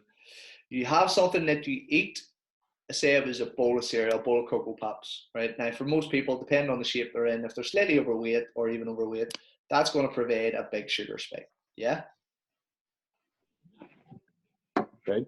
Now, what's going to happen is your blood sugar levels have to come like down, okay? Because what happens is whenever you eat that food, blood sugar level goes up, your body produces insulin. Insulin is a storage hormone. Insulin produces enough that it takes all that food that's in the bloodstream and it either puts it into cells or puts it into fat cells, okay? Now, the time frame of this spike and crash is person dependent. So if Mary's overweight and she has a big bowl of something sweet, the likelihood of this being maybe an hour and a half before she's hungry again is probably pretty high. For somebody who's lean, it may take them 3-4 hours before they're hungry again. Does that make sense? So what happens when this blood sugar level drops? You eat something to bring you back up again. Now imagine she had, something really sweet and chocolatey and cake and stuff for lunch.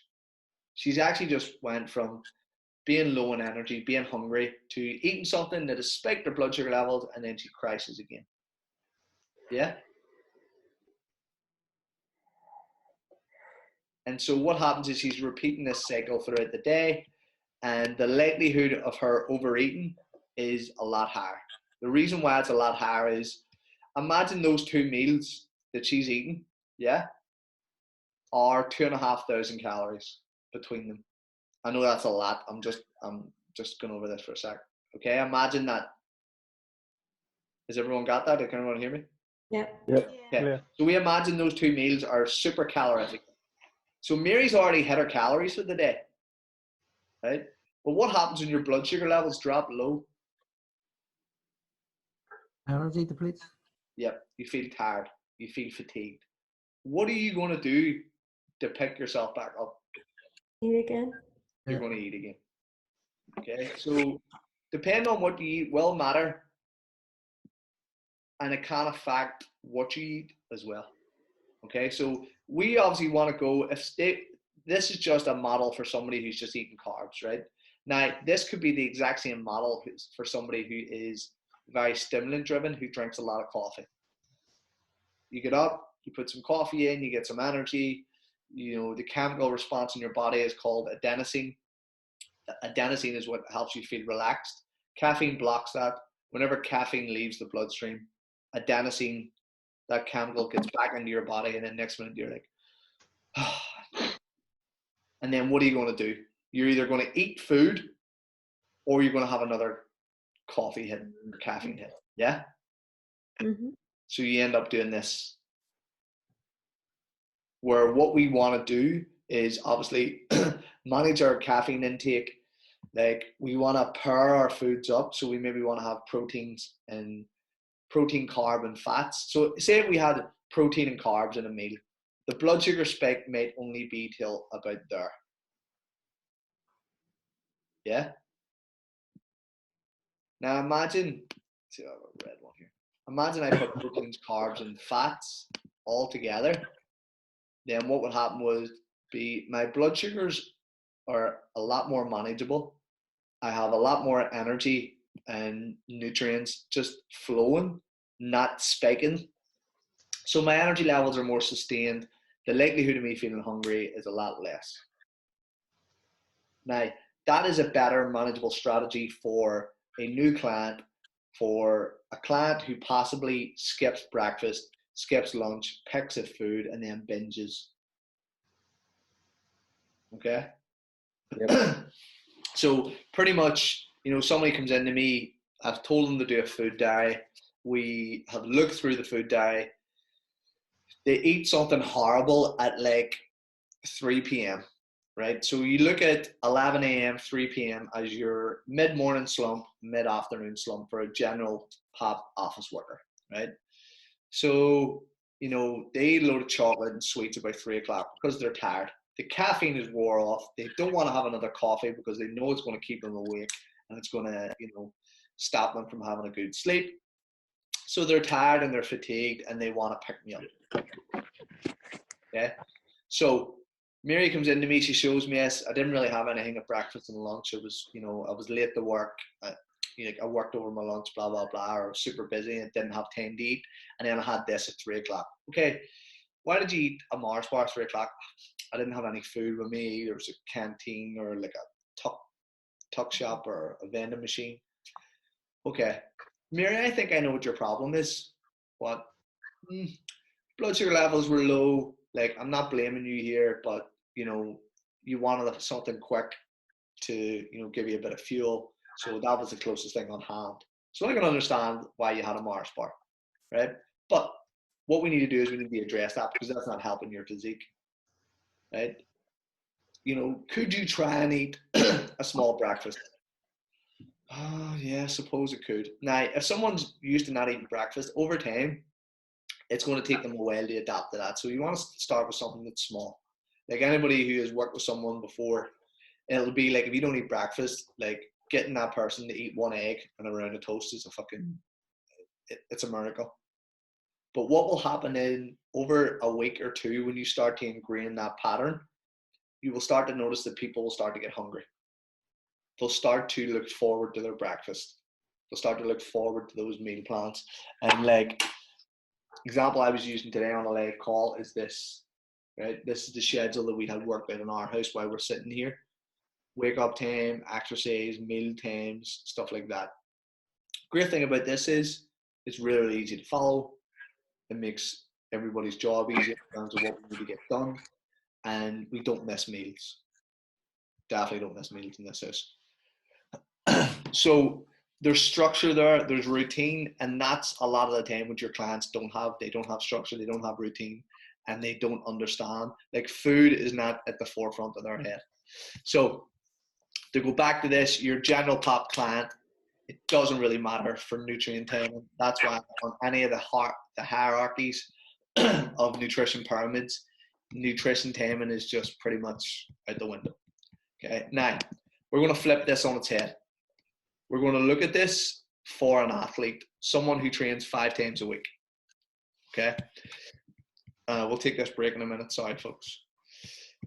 So we all agree, this is the most important. Yeah. Yeah. What's the next most important meal First workout. for an athlete who's going to be training the next day again? Night before. Snacks? Bar backload. Breakfast? Will depend on what they're doing. If they're going to have a heavy session the night before, it has to be the night before. If they're going to do something late, then they could maybe, I don't know. So lunch to fuel them, right? Post workout, because we want to get that recovery process started ASAP, because this person is going to be training the next day. Yeah. Yeah. So we could say this meal can have a little bit of significance, not a huge amount. But if I had a client who was still trying to optimize performance, because that's what the question was, optimize performance while still losing weight, right? Also have breakfast? What is the 2 least, well, yeah, could do. What is the 2 least important meals? Okay, nice. The breakfast and the snack. Breakfast and snack. So what we do is we start with these 2 meals. Oh, hang on, it's on our race. Right? We start with these 2 meals, either reduction in calories or what we're doing with it. Yeah? Yeah. So we look, this is the most important period. Our peri-workout, or before training, our training, after training, they're the most important. And then the meals furthest away from that training become the least important. Yeah? Yep. Okay, so we're gonna change this up. Okay? I'm gonna change where the training time is, right? Because that's gonna change things.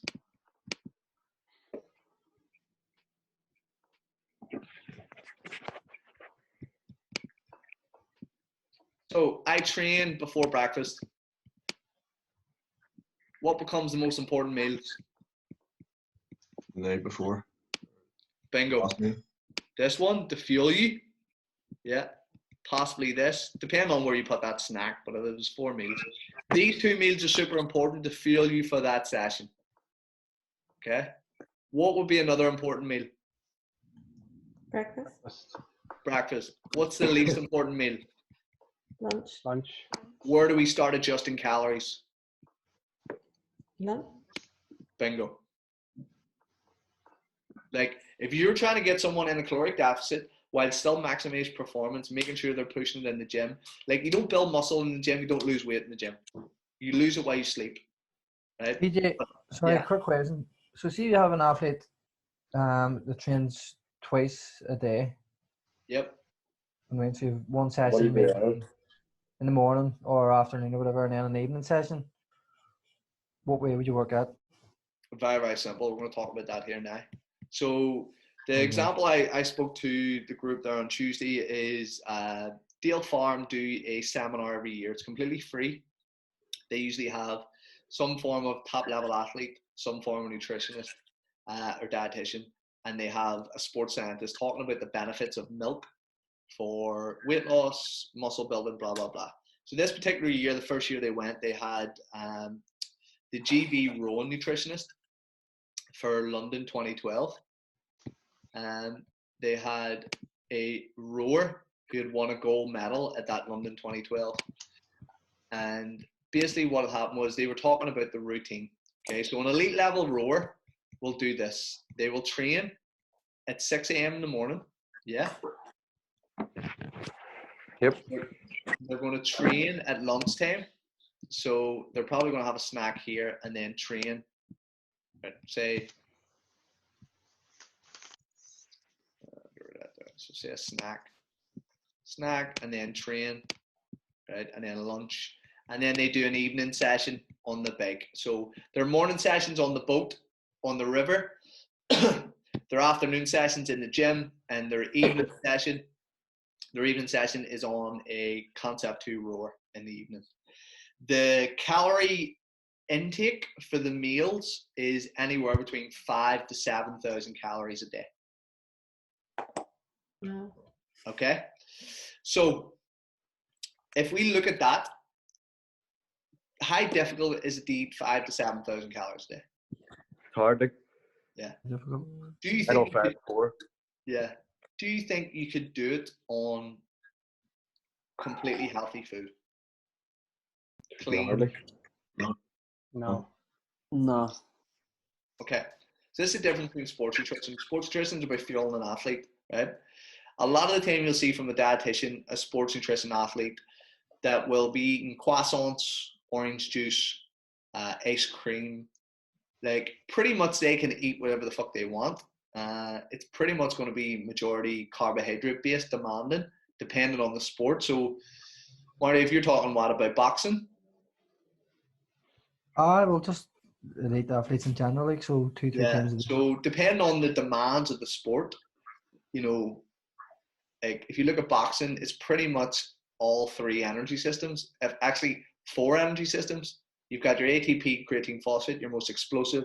You have your glycolytic, anaerobic, where you're burning carbohydrates. You will have a source of fat to burn there as well, and then you have lactic acid, which is going to help, you know, recuperate and give you more energy and stuff as well. So it's a very highly demanding carbohydrate based diet, and especially when they're getting the low levels of body fat. So when we look at this here and you have them in training like 3 times a day, or even if we look at what I was saying there, twice a day, right? They have a morning session, they're hitting the roads, and then they have an evening session, pads, a couple of hours, so forth. Now, everyone here, like, if you were training first thing in the morning, would you eat? Now, it obviously depends on the time, but if you were getting up out of bed, would you eat before you went out and train? I don't eat No. anymore like I used to. No. Okay. Most of the time you wouldn't. You'd probably take a cup of coffee. You didn't want something heavy in your stomach if you're going to go for, you know, 5 or 10 mile run. Yeah? Yeah. Okay. So a lot of time people say fasted training is good for burning fat. Right? The research says that there is a minuscule difference between training fasted and training fed in terms of calorie expenditure. Right?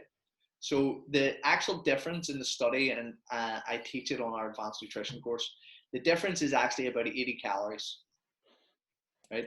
80 calories is not a huge amount, especially when you're getting the low levels of body fat. You can go awkward for a run fasted here. You feel like shit. You could have a little bit of something to eat and train. You know, it's a difference of 80 calories. It's not a huge amount. But most of the time, people are not going to eat in the morning. If you do a really tough training session, like really tough, are you hungry straight after your session? Probably not. I am. You're a wee bit sick sometimes, you can't eat. Yeah. Most of the time, if you've done an intense training session, you may feel a wee bit, you know, like sicky or bulky. You're not really thinking about food. Now, when you get from that fight or flight response and you get into that more rest and digest, your hunger will go up, right? So imagine we look at this evening slot here, yeah? So we look at the evening slot. We want to make sure the person's fueled for training. So, like, when's the last time you would eat before you train?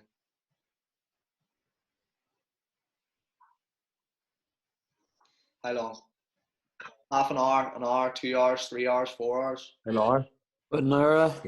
Okay. Depends We're really doing- on how quick Go you ahead. can sort of digest it, isn't it? Like you're, Yeah, it depends on the food.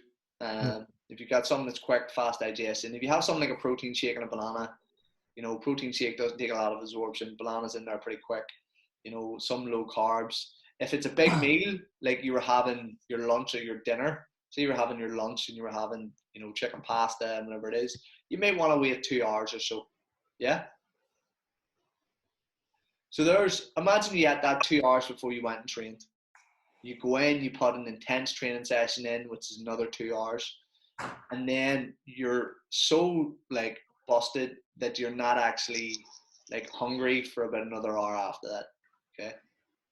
How many hours is that from the last time that you've ate?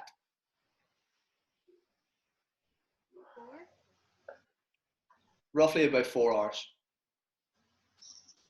right? 4 hours since you've eaten anything. Now, depending on, if Marty, if you're talking about boxing, then we're talking about making weight, which is different. But if I was talking about an elite level athlete, like a rower or a boxer who's not in camp, who maybe just wants to stay in shape, like his calorie expenditure is going to be through the roof. So for me to get him to eat 3,000 calories, 4,000 calories becomes tough.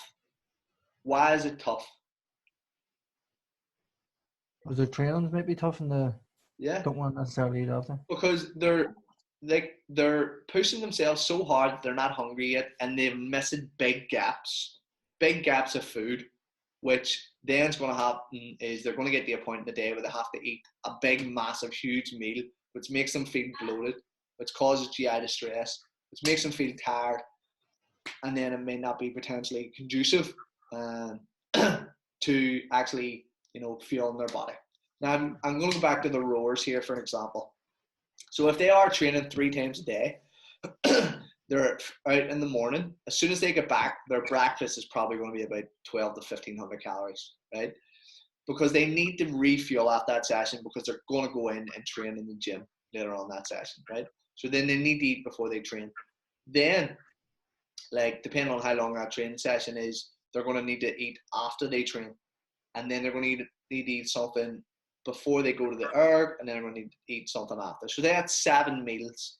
Now, if they're tough, intense training sessions for people who are going to the Olympics, they're pushing their ass, there's going to be huge gaps in there where you're not eating food. And where's the huge gaps coming?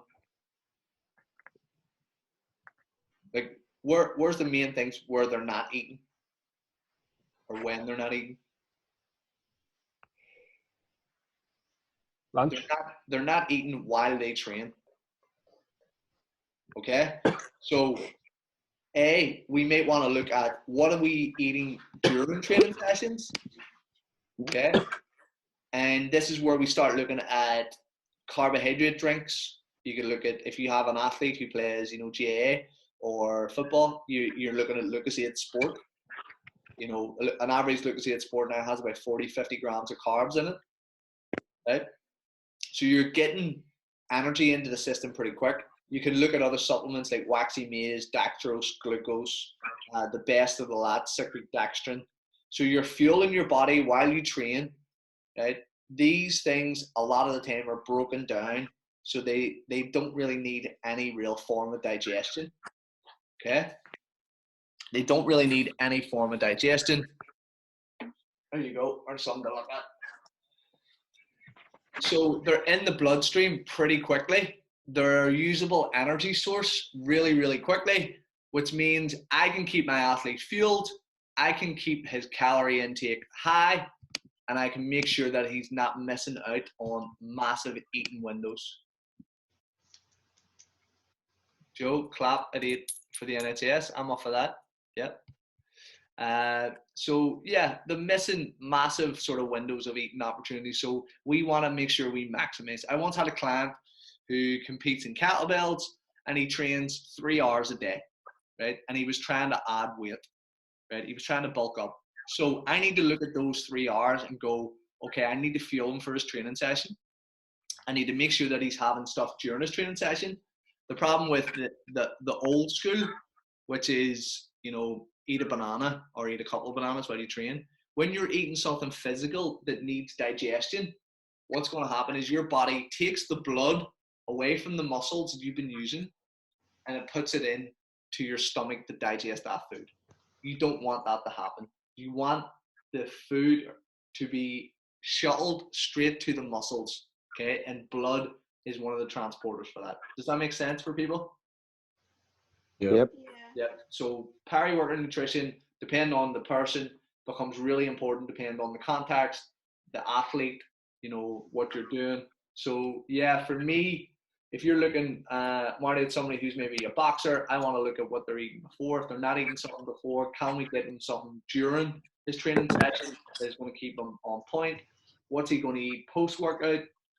And then again, looking at the meals, if he's training morning and night, what is the least important meals for him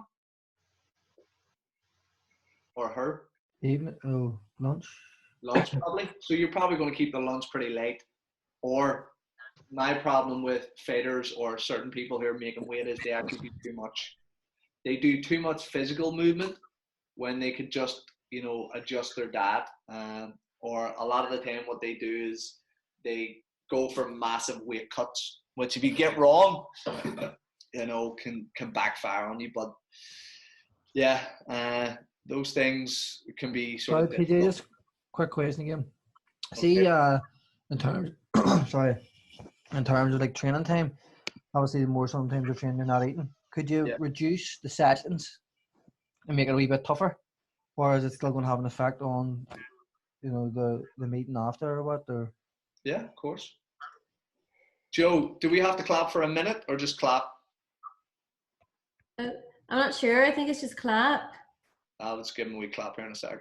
You can give it a clap. Yeah, well, you could make them shorter and intense, but again, you still probably will miss out on some form of caloric drop off. So you may want to look at food. Pretty much what you want to do. There you go, folks. I did a post about this because Paula's sister is going to be a trained nurse here soon, and like she's dying to get on the wards. So, yeah, you could make them they're shorter, Marty, but you may lose out on some calorie expenditure. If you're looking at a general pop client, look at what they can do. Just say to them, "Can you train more often?" No, I can't. I haven't got time in the week. I can only train 3 times a week. Okay, then for them it's to lose weight. Then for them it's to lose weight. What they need to do is they need to change their nutrition. Okay, because they can't train. They can't change their training habits. They can maybe walk a little bit more, but they'll have to change their food. So I focus on an extra half an hour. Let's take 15 minutes, and then we'll cover these. There's somebody's outside now. Yeah, they're out now. I can hear them. Yeah, so let's take 15 minutes, and we'll come back here. I'll leave this on.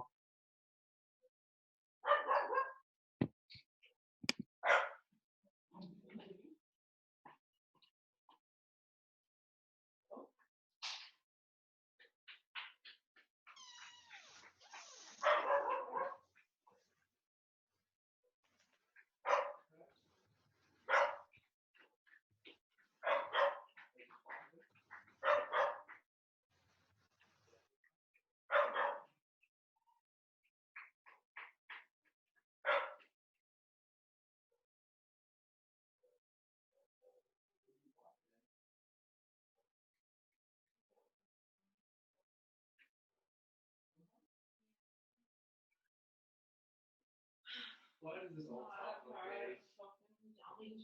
Why does this always happen on days where like you're having a bad day? It never happens on a good day, does it?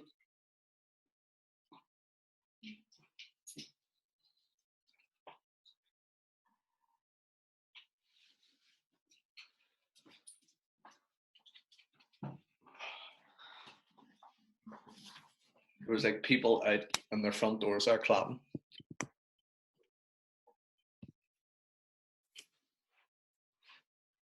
You gonna have dinner? 10 minutes? Dunno. Oh, did you?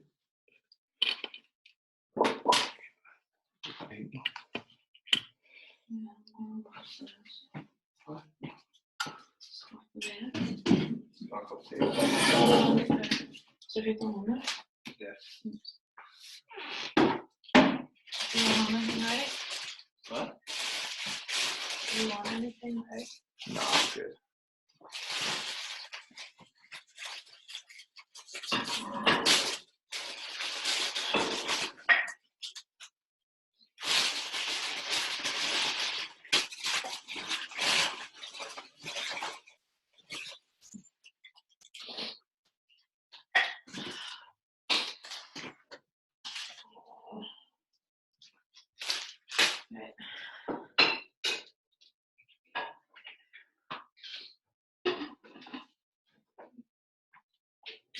Grabs a wee tin of Coke there, let me see.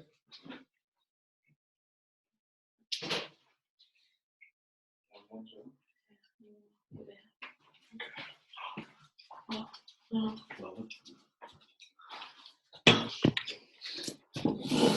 think it's because we're having this much. So. Just like that. Really? You like that too much, yeah. Is that all warm, is it?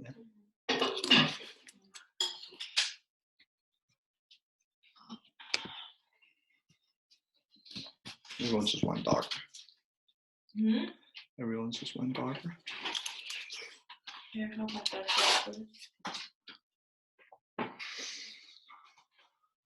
Oh,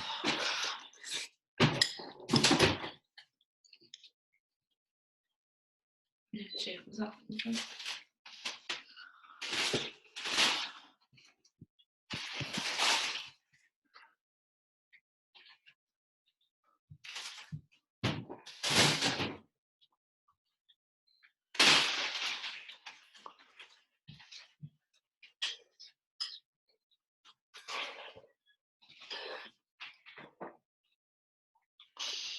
JJ sent me a message. Huh? JJ sent me a message. What do you say? Did he send you anyone? No. No, what do you say? He's like, letting the lifters in the gym. Amazon's still going strong. You know, they got a new pair of Adidas lifters. What is it? They got a new pair of Adidas lifters. Alright, what's with it? I don't even know. Very nice. It's like send them the oil.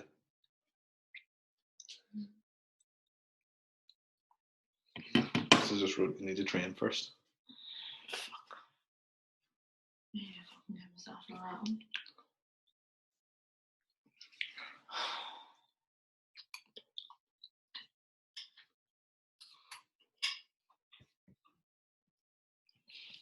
You're bald. No, stop wagging your tail, you're bald. Oh boy. Is that alright? It's great. I thought it was just okay. Alright.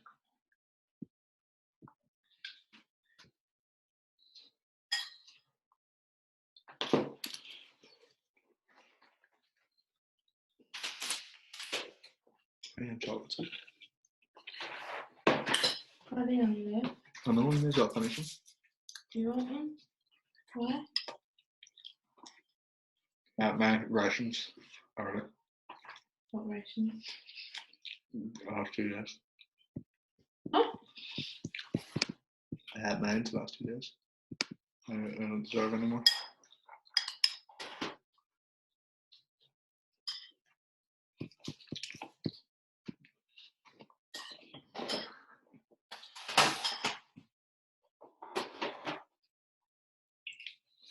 I've been slacking on your Irish.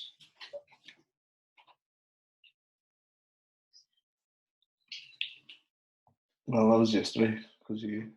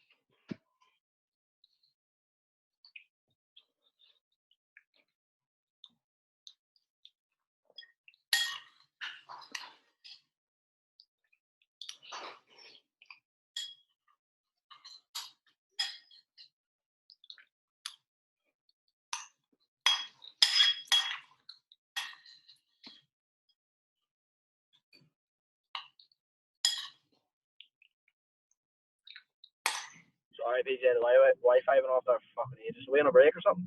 Yeah, we're on a break. Don't worry. No worries, no worries.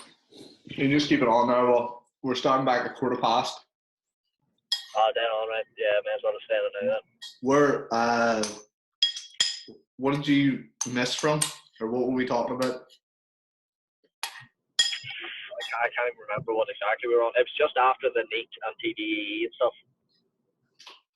Okay, I was probably a good bit back now. Yeah, I think I missed about half an hour here. My mom's not in the house, so I was ringing her. Well, it'll be recorded, so you can look over it again, but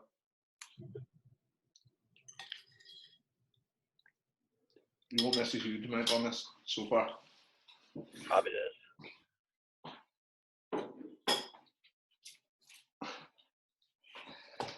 Oh. Any questions about it so far? PJ, Yeah. see, would you be able to go over like muscle glycogen resynthesis? Do you know about the post exercise for carbohydrates? Like what could you speak over like how you, why, what's that about? Like? Do you even know why you want to go over that? Not just because I know that people obviously they replace the glycogen stores. They eat the easily digesting carbohydrates straight away after training. I'm just wondering if you could go over that, your views on it. Like. Yeah, so we'll be covering carbs in the next, not tonight, on the next call. But yeah, everything that we spoke about there, Owen, about context. Yeah. What's the most important meals? Like those fast digesting carbs are like essential if you have someone who is trying to recover from a training session or a game ASAP. So that was my point though, because we were chatting about the athletes and stuff. That's why I was sort of going off that.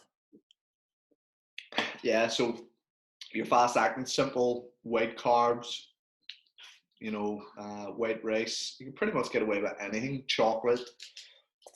Have you ever seen people eat Skittles?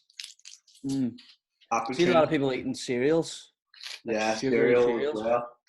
Because your body's just primed to sort of take those nutrients on board. It goes into a little bit more advanced detail in terms of like the reason why you're able to take those foods on board is because you've induced an insulin sensitivity. You've expelled energy, so your body has available sort of source of nutrients. I'll see if I can get the slide that I use on my elite nutrition or advanced nutrition course to sort of show you.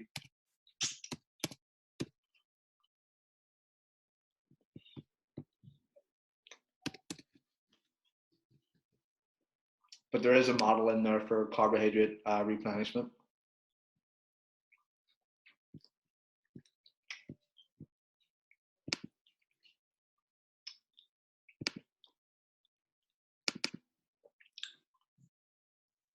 See the fact that there's milk as well in the cereal. That would be quite good as well because it has protein and carbs in it as well, plus more 100%. carbs.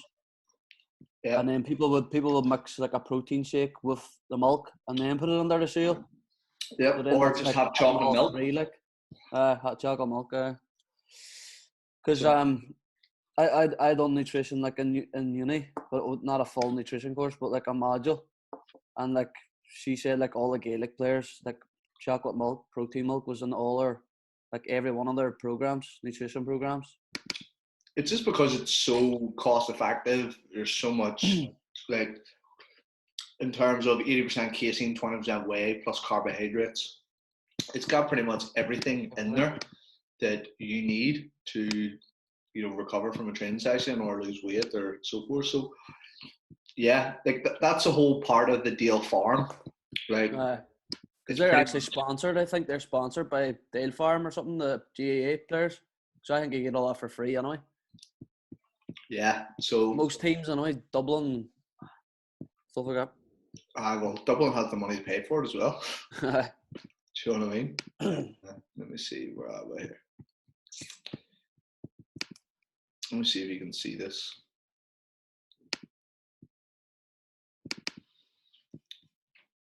Can you see that? Yeah. Okay.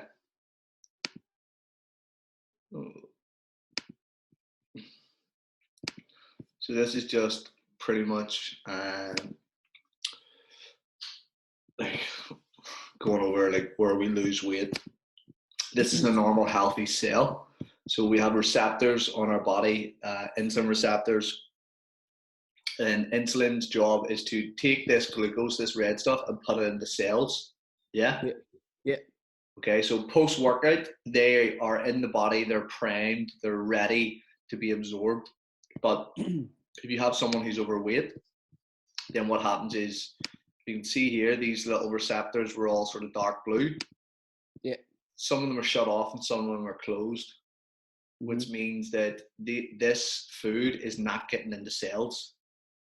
Okay, so if you were overweight, you could turn around and say, oh, you know, slam your chocolate milks, do all this here, but the context behind it being like you're fueling your body for you're fueling your body for performance, and you're more worried about that than you are about body composition. So yeah, like just get the calories in post workout, but long-term ways, if you look at any serious athlete in club these days, they're told to stay in shape. Yeah. You know what I mean? So like post-exercise, like glycogen replenishment is super, super important, because they're going to have to then train or exercise or do something again the next day. So yeah, of course it's super important, and that was the point that we're sort of trying to make with you know, the whiteboard of when that nutrient timing becomes important. It's very, very easy. Like what your module would have covered was body composition nutrition, or sports nutrition, which is like pretty much, yeah, you know, you got to make sure they're fueled, and it's all carb heavy meals, and it's all this, and like primarily that's what you should be doing. But if you're looking at the level of, you know, players we have, unless you get the Dublin's level where they're putting a shit ton of money in, you know, you've got people who are coming back overweight, you know, and then you're trying to get the best out of them. Would you say that, you know, I need to slam carbs into that person? Probably not. It obviously depends on like the intensity and duration and frequency as well, or training sessions. You know what I mean? 100%. So there's no way to actually turn around and say everyone should be doing this. Like categorizing it in the very, very simplistic terms. You have to sort of tailor their nutrition around their training, different programs, different athletes or whatever. But So more or less like day to day. Like you need to be like calculate Monday, Tuesday, Wednesday, Thursday, Friday, Saturday, Sunday. Like you're gonna have different calories, different macros more or less every day for them athletes. You know what I for mean? the best of the best. And what's the problem with that? We spoke about this in the gym. You know, we were talking about periodization of training programs. You know, there's always a one size fits all nutrition plan that's handed out to everybody. It's not happening. Like it's just stupid when you think about it. Like I know, but like people just don't have those resources. They don't have the ability to look after 20, 30 people. Like I said, I always tell people when I write a really specific food plan for someone, on average, it takes me 5 hours. 5 hours from the time that I get their consultation forms back, I get their food diary, I put in the foods in their diet that they like, build the plan around it, and then make sure it fits calories and macros. It takes time, like. You know what I mean? So it's difficult to do. That's why there's always a broad statement across the board. And if we look at that, you know, 65% of the diet should be carbohydrate based. Yes, that is for athletes. That is for people who are training, you know, 5-6 times a week. But there's some people that should not be doing that. You know, a perfect example, I had a girl who went through the academy. She was doing a full-time course. And we were talking about nutrition, and she's like, yeah, like some of the girls in my camogie team sicken me. I was like, why? She says, because they're like overweight and like they're eating Jaffa cakes and oranges at half time and all this here. And I'm like, like, they need to lose weight. And I was like, do you think a camogie match is the perfect time to lose weight? No, you're pretty much going, I need you to be fueled to be able to go out there and get through, I don't know how long it is, 60 minutes the games are, I don't know. Like your focus is completely different to, you know, fat loss or losing weight. Now you can look and say the research says that at elite level, camogie player should be roughly about this weight, this height, this body fat percentage. So there is like markers there for you that, you know, people should do. If you're talking about GAA, the closest thing, there is some GAA studies, but not a huge amount. The closest thing to that relates to that sport is soccer. So you could look at a box-to-box elite level Premier League player and look at his statistics. How high does he jump? How fast is he over 30, 40 meters? Like, where's his body fat percentage at? And then you can sort of have a baseline for where you want your players to be. Yeah. Does that make sense? Mm-hmm. Because I always tell that story. It's like, you know, the elite level centre back in the Premier League, on average, their height is 6'1", and their weight is between 79 and 81 kilos, and they're usually between between 6 and 8% body fat. And like, I can't remember what their sprint speed was. And I always tell teams, I'm like take talent aside, right? Move talent out of the way. You see those numbers on a board, those numbers are achievable for anybody to a degree, obviously. Mm-hmm. So you just say, listen, forget talent. Let's just focus on you being able to compete. And that's why I was telling you before, I love the Coach Carter stuff. Like the philosophy of, you know, I'm not going to coach you until you're at a level of fitness that you're going to be coachable. Like, we've all been there, we've been through pre-season training and we're all busted. And then it's like, you're trying to think of something or do something, you're just like, I can't do anything, I'm just fried. You know what I mean? Is everyone on? Yeah. Yeah. Yeah. Yep. Okay. Let's see where we at here. Any questions so far, folks?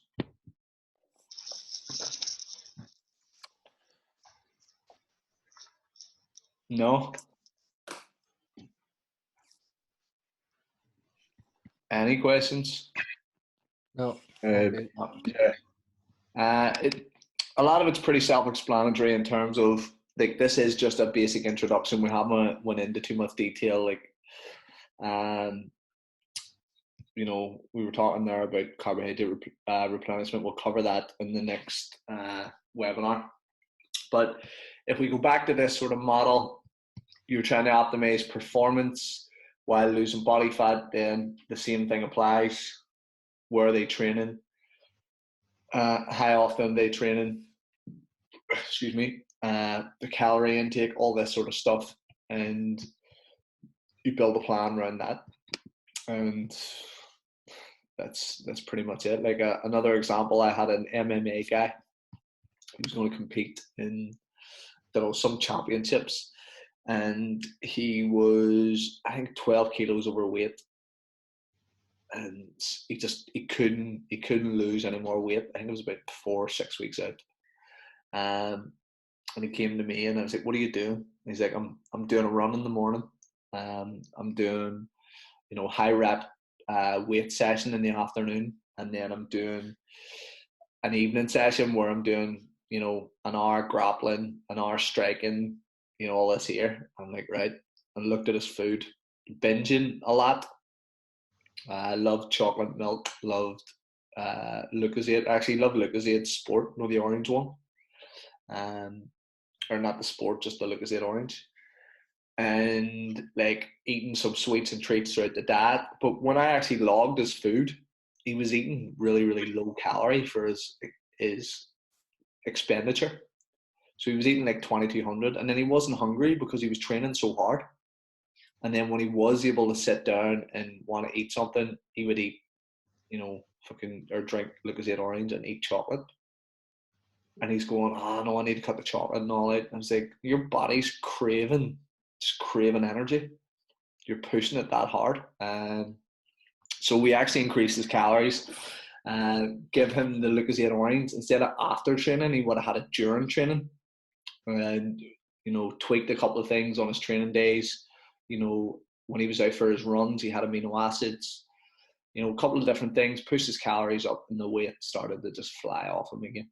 So it will always come down to context and the person that is in front of you. And if you have a basic understanding of nutrition, it'll make it easier to, you know, adapt to that. So nutritional focus for the personal trainer, we went over this. Finding ways to provide enough fluid at the right time to maintain the body, like that's a big thing. Fluid dehydration can contribute to, you know, a loss of 10% of performance. Okay, so being dehydrated is not going to be good. You want to make sure they're fully hydrated. You can work out in terms of how much fluid they need based on their body weight. A rough estimate would be every liter for, you know, every 20 to 25 kilos of body weight.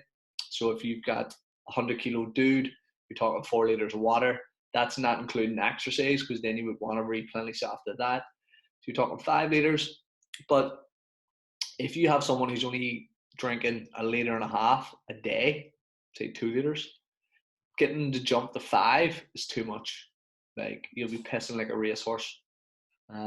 So you need to slowly build that up. You still count coffees and teas and different things, but we want to make sure they're fueled. And the best way to do that is maybe just set a timer. Or if people work in an office, make sure they go to, you know, the water fountain 4 or 5 times a day. Make sure they get at least a glass every single time. So there's ways that you can do that. And we know for weight loss, shit ton of water is really, really good and really beneficial. So there's going to be a question on this. Okay. Now it's going to be rephrased. They're not going to use, you know, gain, stability, and loss. They're going to choose different words. So just don't let it freak you out. And this is pretty much energy balance in a nutshell. If you eat more, like if you eat more than you actually expend, you put on weight, right? If your output matches your input, your weight stays the same. And then if your output is higher than your input, then what's going to happen is you're going to lose weight. Okay. Now, the problem with this scenario, because it is the right scenario in the basic form of it, is it is really hard to lose weight and it's really hard to gain weight. And what I mean by that is your body will fluctuate on a daily basis based on hydration, based on the foods that you had, sodium intake. You know, if I say my maintenance was 2,000 calories, if I eat 3,000 today, then I eat 1,000 tomorrow, the likelihood that my body like balances out at the same weight I was is very, very high, right? So your body will fluctuate. Like before the corona shit, I was weighing myself every day and I was fluctuating every day. And I had this little graph every time I put it in, the graph updated. And so my graph would be like this: high, drop, drop, drop.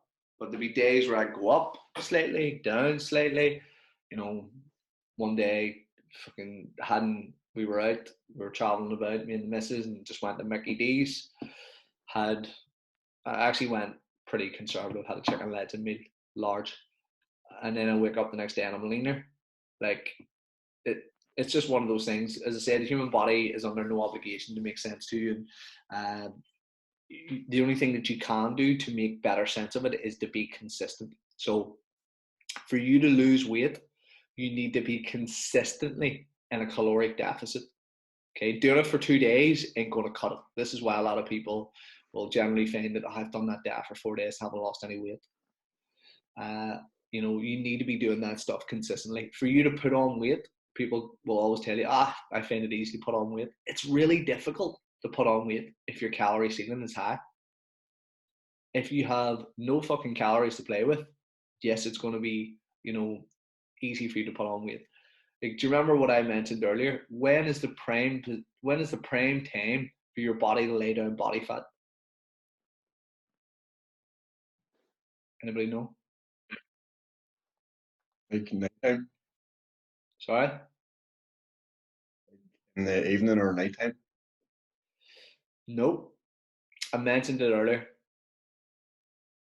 So your body is primed to lay down body fat when you've been dieting long term, right? So I don't want to call it, you know, a survival mechanism or a starvation mode or whatever the fuck it is. It's not the technical terms for it, but it makes people understand a little bit easier. If you have been consistently under eating for time, your body has been adapting, right? You've been losing weight. And what will happen is your body wants to get back to this set point, okay? So if we just erase this.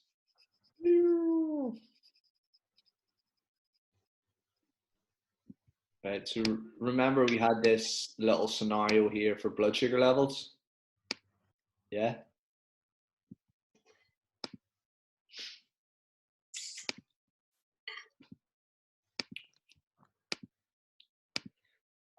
So you're here, you lose weight, you get down to here, right? And a couple of things, like I said, some of the research came out from the ISSN, International Society of Sports Nutrition, says the reason why people rebound and then some is over time, and it's usually over a 3 to 6 month period, the things that got them to here, right? The things that got them to their target goal or the leanest they were, what do you think they stopped doing?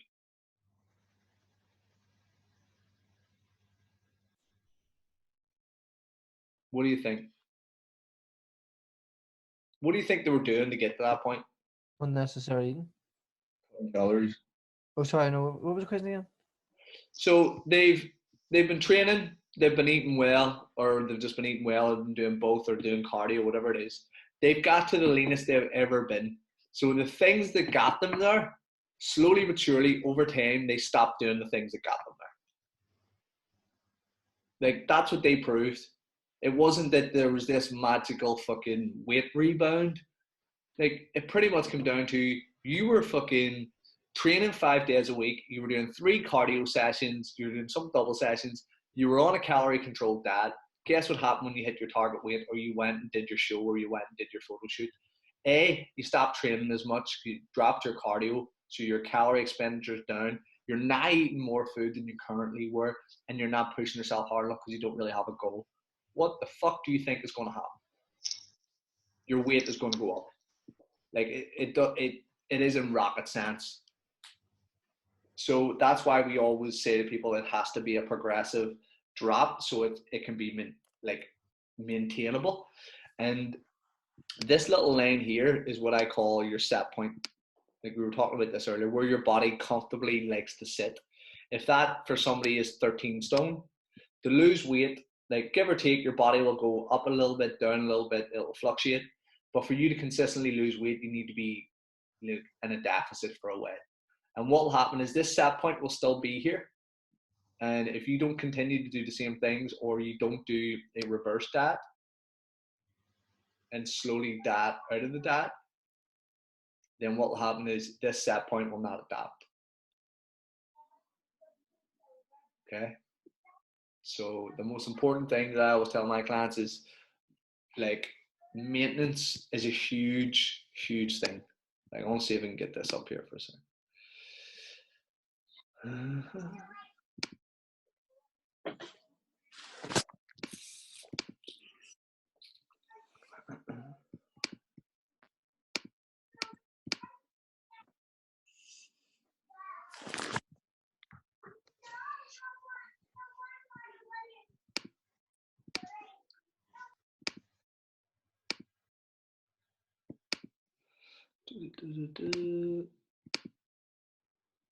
Can you see this?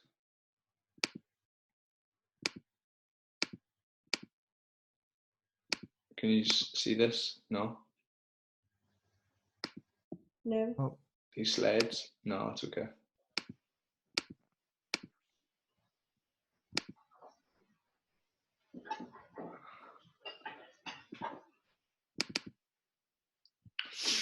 So it's a slide I use for advanced nutrition, and pretty much what it is studies showing that people who diet long term are more likely to be heavier.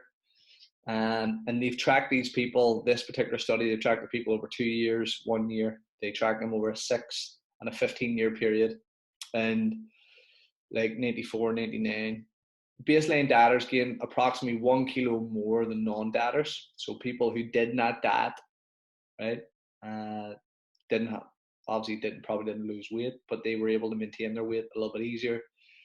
Baseline dieting is one of the several predictors of weight gain. Baseline dieters had 2 times the risk of major weight gain. So over the 6 to 15-year studies, an average greater than 10 kilos put on within a 10 to 15 or a 6 to 15-year period than non-dieters.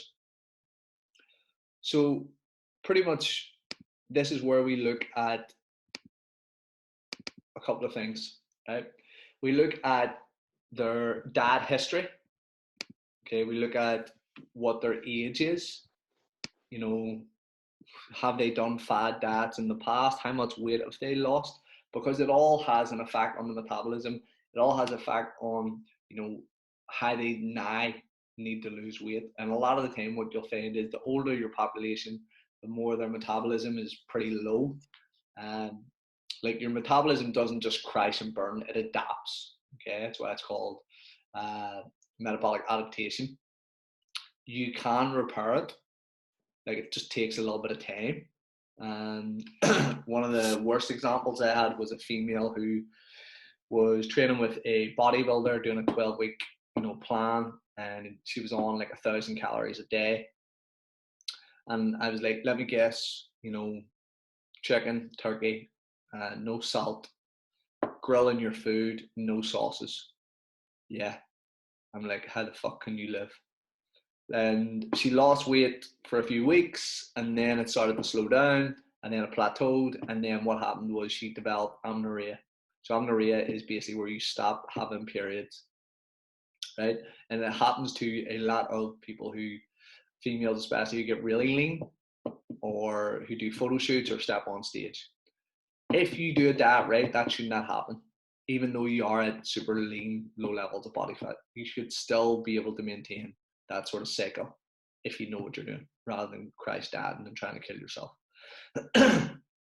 So the plan for her was to bring her calories up slowly but surely, reverse diet her out of the 1,000 calories. I told her that she would lose weight on the way up, but I couldn't promise her how much. But I could promise her that her sleep would be better, her IBS wouldn't be as bad, her strength would go through the roof. And lo and behold, yes, dropped. I think she had only lost maybe 3 or 4 kilos within like a month or 2 period. And she was like, oh, I thought I would have lost more. I'm like, you're now eating 1,800 calories. You're, 3, 4 kilos down. Like, what do you think we can do now? I can bring your calories down and we can lose weight on a far sort of safer approach. So that reverse diet set her up for her next diet. And that's the thing that we want to look at. It's not, we've got that person a goal. So if you look at it as a way to hold on to clients, and I don't want to make this sound sleazy, but it's like, okay, I've got you to 10 stone. That's where you want it to be. But the most important thing is actually maintaining that. The classic example in boxing and fighting, it's hard to become a world champion. It's even harder to maintain it. So like you then need to double down and do even more. So looking at that energies in, energy out model, it is technically right, but it does need to be done over a consistent period of time, and you need to explain that to clients. If they're not losing weight over a period of time, they're not in a caloric deficit. It doesn't matter what they're telling you. They're lying to you a little bit. Okay, any questions about that? No. Okay, so meeting energy needs for optimal weight and body composition. So many people try to reduce fat mass and maximize muscle mass by dramatically lowering their total energy intake. This is obviously counterproductive. If you've got less energy in there, then your power output or your performance is obviously going to deteriorate a bit. This impedes clients' training goals, obviously weight loss. I see this a lot. Years ago, friends of mine would have came to me who I played football with or who play football and even at a decent level, and they're like, I need to drop a wee bit of weight. I was like, what do you mean? It's like you're still in season. I know, but I'm going away on holiday here and blah blah blah. Like, right, well, what we need to do is going to impact your performance on the pitch. Are you okay with that? What do you mean? It's like, well, I'm going to have to push you hard. You're going to be expending more calories than you naturally are. Your calorie intake is probably going to be a little bit lower than you usually done. We can nutrient timing, keep it for the weekend when you need it most, and maximize those things. But you know, as long as you're willing to do that, and you know that there's a trade-off to what you want to do. Like, there's a time and a place to drop weight for a sport, and it's not in your season. It's before the season starts. Okay. So obviously people are trying to reduce that down, trying to do more things, and realizing why performance is actually shit. Consuming small but frequent meals to stay in a better energy balance throughout the day. If you consume 3,000 calories during the day and you burn 3,000 calories during the day, you're in energy balance. Yeah. So input, output matching. Now here's a question for you. If you spend most of the day in an energy deficit state, say you fasted, you didn't eat anything, and then you eat, you know, a huge meal at the end of the day and to bring your calories back up, can this be counterproductive for weight loss? No. Why? It comes down to calories in versus calories out in the 24-hour period. Okay. Anyone not agree?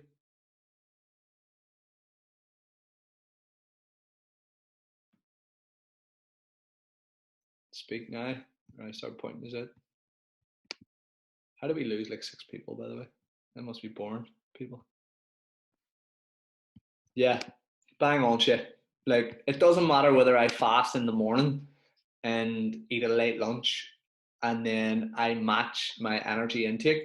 Like, it doesn't matter if, like me, I always say, like, people go, you shouldn't eat after 6 p.m. because you'll lay down body fat. Will you fuck? I was like, the bulk of the food I like to eat is the last meal at night and the last snack that I have. Like, what does a lamb do after it has a big meal? Sleeps. It's about Sleeps. Yeah. It's got an overload of food. It's the same way that you have, you know, your 4-course like dinner at Christmas time, and all you want to do is lay down. Like, the tryptophan response in the brain is making you just completely relaxed, chilled out. The GI, like gut feeling big and inflated. You're just like, I need to lie down. So again, food is great for going to help you sleep. You know, perfect example, Lenny's wife, Katrina, she did a photo shoot. We put her through one of our transformation courses, and people said to her, oh, how'd you get in shape? Some of the girls in the gym were like, how'd you get in shape? She's like, oh, well, I was training like 5-6 times a week, and then I was doing a carb cycle. And then next minute, I had everyone in the gym going, fuck me, here, what's a carb cycle? Can I do it? And I'm like, Mary, I can't even get you to track your food for 3 days, and you're looking to do a carb cycle. Like, come on, try doing the basics. So I end up doing a video on advanced nutrition, or things to do when you plateau, or advanced strategies that you can use. Because people just assume, sure, what I'll do is I'll take carbs out of my diet, and then they crash and burn because they're busted, they have no energy, or, you know, they've completely cut out crisp chocolate sweets and they're craving them when it comes to the weekend. So strategies are obviously important. And even if you did do that, like you didn't eat all day and you ate meals that matched your energy requirements, if you read the question, you'll not put on weight because you're actually in energy balance. So you're not even in a surplus. It doesn't matter where you eat your calories. Now, I can tell you, if you are a competitive bodybuilder, you do want to, you know, say competitive in terms of like you take it serious. You do want to be eating consistently every couple of hours. Have people still being able to bodybuild and do intermittent fasting? Yes, but there is a blueprint there that works. Also, protein dosing is the best thing that you can do, because you can stimulate muscle protein synthesis every 2.5 to 4 hours, depending on the person. So, like, if we go back to, let me see, where's this slide here? Right? If a little bit of a nutrient is good, then more must be better. So Brad Schoenfeld, for anybody that doesn't know, is sort of known as the godfather of hypertrophy and scientist from New York. And he did studies on trained individuals and he pretty much found that the minimum effective dose to stimulate muscle protein synthesis, the rebuilding of tissue, was 20 grams of protein, right? 20 grams. The scale went between 20 to 40 grams, right? As being, somewhere in there is probably the best bet. Now, what happens is we've had this bogus myth for years that you can only ever absorb 20 grams of protein, so like there's no point. That's all bullshit, right? Even if your body just needed 20 grams of protein to stimulate the muscle protein synthesis and you ate 40, the other 20 doesn't disappear. It's converted into an energy source for your body to use. So the additional calories will be dished out. It doesn't matter. If you eat 5 burgers and you burn off 4, that other burger just doesn't disappear, right? It's converted, whether it goes into glycogen cells, whether it goes into fat cells, whether it goes into liver, whatever it is, it will be converted, right? So my problem with the little bit or the gay lane is you'll find a lot of people will be like, well, if 20 grams is the minimum dose, then 40 must be better. Fuck here, 60 is better. Nah, 100 is better. And before you know it, it starts to spiral out of control. Somebody's in Nando's eating a full fucking chicken, 100 grams of protein in one sitting, which is probably just overkill because you can only stimulate that muscle protein synthesis every sort of, 2.5 to 4 hours. So you're probably better if you're eating 200 grams of protein a day. You're probably better 5 meals of 40 grams a serving in each meal. That's going to be your best bet.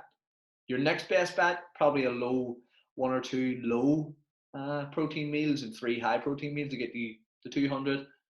The worst case scenario is that you have 100 and 102 meals and none of the rest.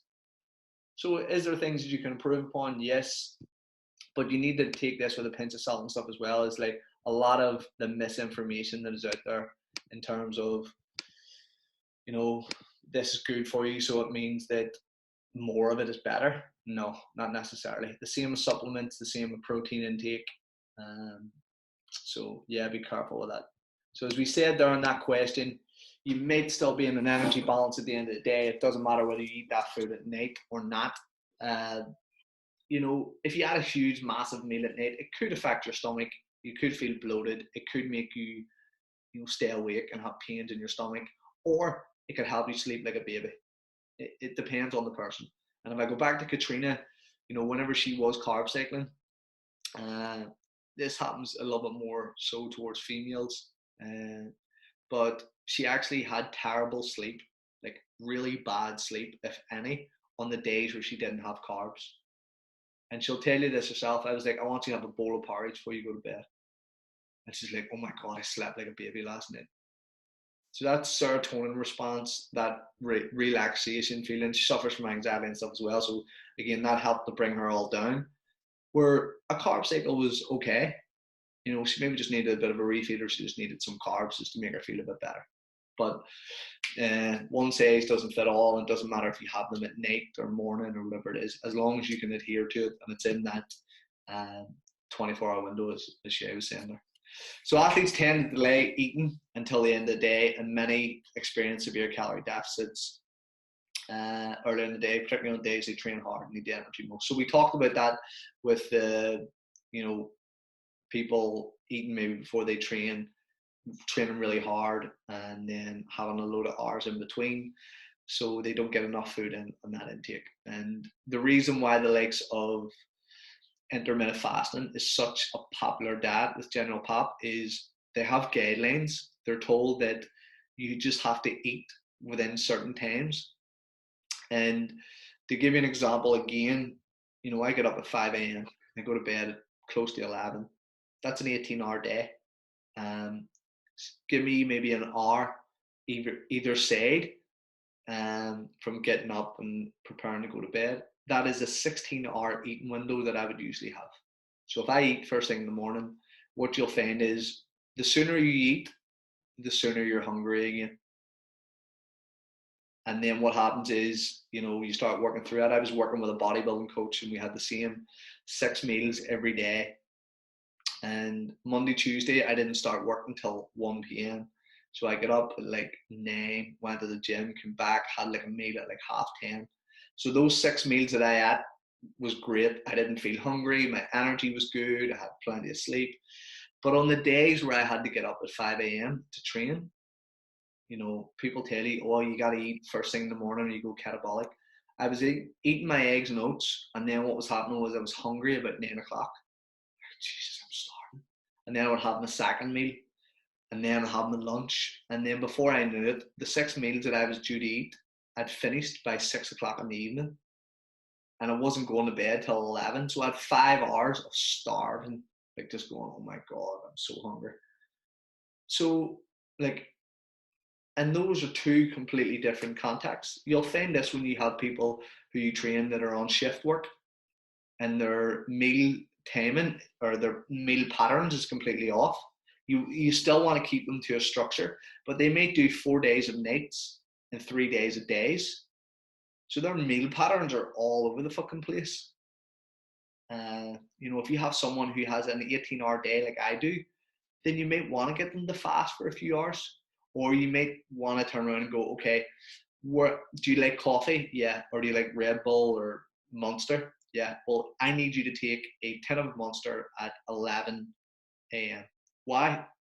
Just take it at 11 a.m. or a cup of coffee at 11 a.m. You know that's the mid-morning slump. You're just trying to get them from breakfast to lunch without going, oh shit, I'm hungry. So where you position food becomes important for the client, and obviously based on what they were doing. So if you have people who are missing meals, you know, you may want to get them eating more smaller frequent meals. If you have people who are trying to, you know, offset what they're eating, you might then want to, you know, look at where you can position foods for the best benefit. So eating small frequent meals has the following benefits: maintenance of metabolic rate, and that's been disproven. Lower body fat on a higher caloric intake, again, debatable. Better glucose tolerance and lower insulin response, that is true, because your meals aren't as big, right? Less stress hormone production, that is true. Okay, how do we reduce stress? Food. Okay, if you eat something, it lowers the cortisol and stress response. Cortisol is actually a good thing. It helps to burn fat. It's not necessarily something that holds on to the weight. Better maintenance of muscle mass, again, could be agreed because there's a steady stream of food in the body and amino acids. Improved physical performance, again, debatable depending on the person. You know, some of you will prefer to either fast before you train. Some of you will maybe want to have proteins and fats before you train. You know, somebody may want to have a big carb meal before they train. We all have different ways that we've conditioned our body to work it. Okay.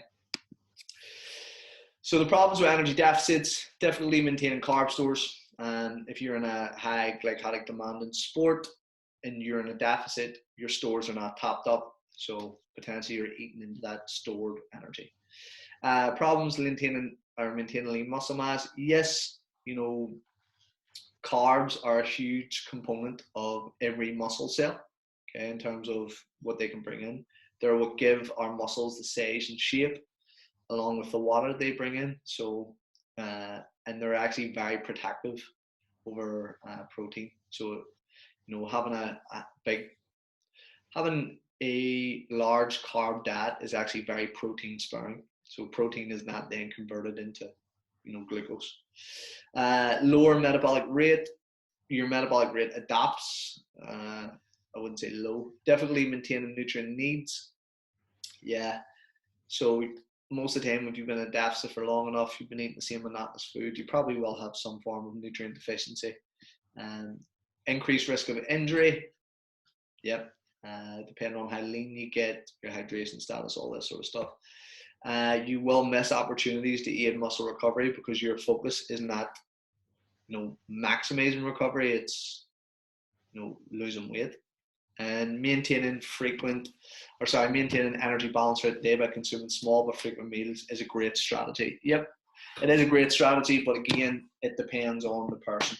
So, you know, don't take it as 6 meals is the best thing you could ever do, you know, because you'll get a client who's super busy and can't afford to eat 6 meals a day. So you got to take that into context. So So we're going to work out, this is the last thing, we're going to work out how we can estimate people's calories, okay? This is very, very simple formula. I still use it today, rather than typing things into a calculator. So pretty much, as you can see there, your weight in pounds, okay, times 10 will give you your RMR, okay? So you can see here, first estimated resting metabolic rate, RMR. Then multiply that by their activity level, and I have an activity level chart on the next page, on the next slide here. So rough example, your weight in pounds times 10, which looks like this, 180 pound male times by 10, 1800 RMR, okay, or BMR. Now that is just what your body needs to function, okay? Does that make sense? We're not talking exercise here. We're not talking anything else. This is an estimation of what your body needs, okay? Then what we do is, you can see in step 4, they have times the 1800 by 2.1 activity factor, and the calories they have for their total calories for the day, 3,780. Yeah, makes sense? Now here's where they got that 2.1 from. Yeah? So estimating your energy output, a very light energy output, seated and standing activities, office work, driving, cooking, no vigorous activity. Low active, in addition to the activities of sedentary lifestyle, 30 minutes of moderate activity, equivalent of walking 2 miles in 30 minutes. In addition to the activities of low active, an additional 3 hours of activities such as bicycle, walking, and heavy, vigorous activities, physical labor, full-time athletes, hard labor professionals such as steel or road workers. Okay, so that 2.1, that's where that number came from. Does that make sense?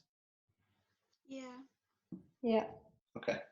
I have a little quiz where I'll get you to work out calories. So take someone's weight in pounds, times it by 10, then times it by their current activity level. Now, what would that give us an estimated calories for? Maintenance. Maintenance. Yep, bingo, maintenance. So this is what we're estimating will be the maintenance calories for this client. So if I have someone who wants to lose weight, what do we need to do? Get them in a deficit. Reduce their calories. Yep, reduce their calories down. Okay. How many calories is in a pound of fat? 3,500. 3,500. Okay. Now, the most common thing that people will say is, reduce the calories by 500. You can do that, and it depends on where you are in terms of your calorie estimation. And you also need to take in the fact that the calorie expenditure that comes from exercise as well. So imagine you had 250 calories of expenditure from exercise, and then you reduce that 3,780 down to 3,500. So you're still, in essence, getting almost 500 calories of energy expenditure. The only thing is you don't know, you don't know what your body needs, for example. So you don't know, is your exercise only 250 calories that you're expending? Is it less? Is it more? So we look at things that we can control. We can control output in terms of how much we're walking. We can make it consistent, and we can control what the person is actually eating as well. Now, I'm going to flip this around a little bit. So I had a client before who was a PT, he was qualified PT, and he had his own client.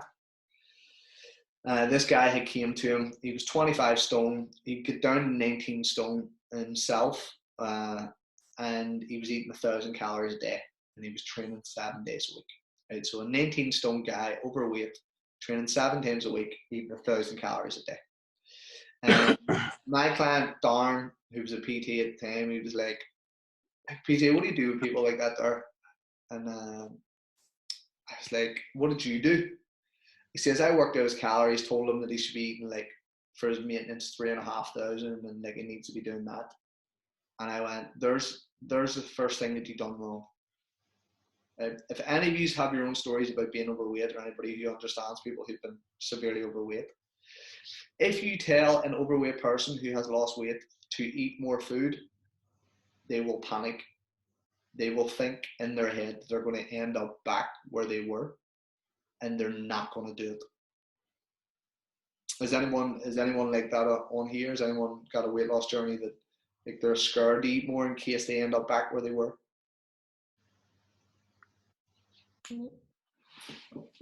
Sorry?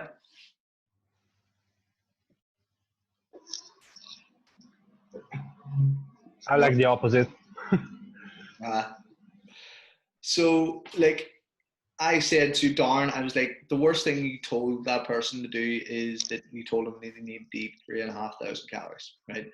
First off, physically, his body has adapted to eating 1,000 calories. So his stomach has shrunk, right? So the amount of food that he can put in is probably going to be minuscule. There's no way he's going to fit 3,500 calories or whatever it is into him. Also, you need to trick him mentally into thinking that he needs more food. So you're like to the client, listen, you're actually really exercising more. So in order for you, to, improve, you need to make sure you're recovering from these sessions because they're really tough. You have a Fitbit there, don't you? Like, how many calories did we burn in that session? We burned like 300. I was like, well, then you need another 300 just to maintain that. So slowly but surely, you start to get into their head and get them thinking in a different way. Another example was a client who has spent, he's actually on one of our boot camps, he spent the guts of like $4,000 and loads of different trainers and hasn't lost weight. And I just said, what happened? And he was just like, there's times I'll be down and I'll weigh myself the next day and I'll be up and I'll like panic and I'll like freak out. And he was like, I spent money on these and I don't know, should I do it again? Like, I just don't trust trainers. I don't think I can lose weight and all this rigmarole. And I was like, okay. And the guy was getting married. He was getting married until coronavirus. He was getting married in 6 weeks' time. And I says to him, okay, here's what I want you to do. I'm not going to promise you you're going to lose weight, even though that's what you're coming to me for. I want you to do one thing for me. I want you to stop thinking of the gym as a chore. I want you to stop thinking that you're here to lose weight. And I want you to start thinking about improving your body, right? Improving your physique and how you look rather than losing weight.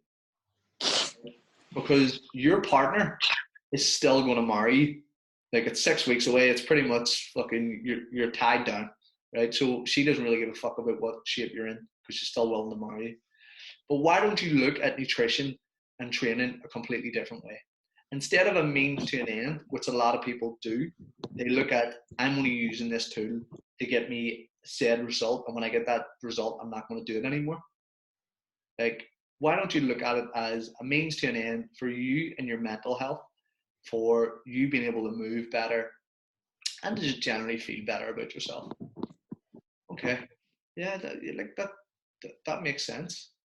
So even just getting people to have a different perspective on, I always tell my coaches, we are the last resort. Like, if someone could play Gaelic and be in the shape they want to be in, they would just play Gaelic. They wouldn't be in a fucking gym. So we need to realize that when they come to us, we are the very last resource, or the very last sort of point where they've went, do you know what? I need help. And for someone to admit that they're wrong and they need help, I don't care what it is in, whether it's directions or whatever, it takes a lot out of you, and it takes a lot for you to turn around and go, I don't know what I'm doing. So realizing that is another thing. So getting people to change their mindset. And how do we know if this calorie maintenance is correct?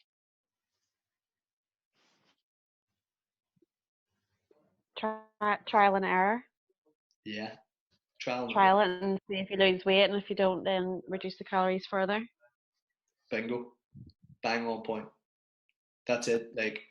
As I said, the human body is under no obligation to make sense to you. If we put that in and we don't lose weight, then what we do is we just say, okay, we need to reduce it down. Now, a good thing for you to do, which I do with my clients, is I always say undersell, over deliver.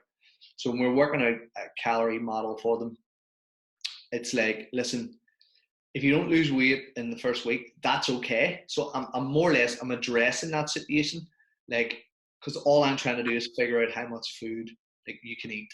So if you don't lose weight, that's great. I just take some more food away, and then that should help us to lose weight. Does that make sense? Yeah. Okay. If you lose weight, right, depending on how much weight you lose will dictate what I do. If you lose like 7-8 pounds in the first week, I'm like, oh fuck, that's too much. Maybe get to eat a little bit more.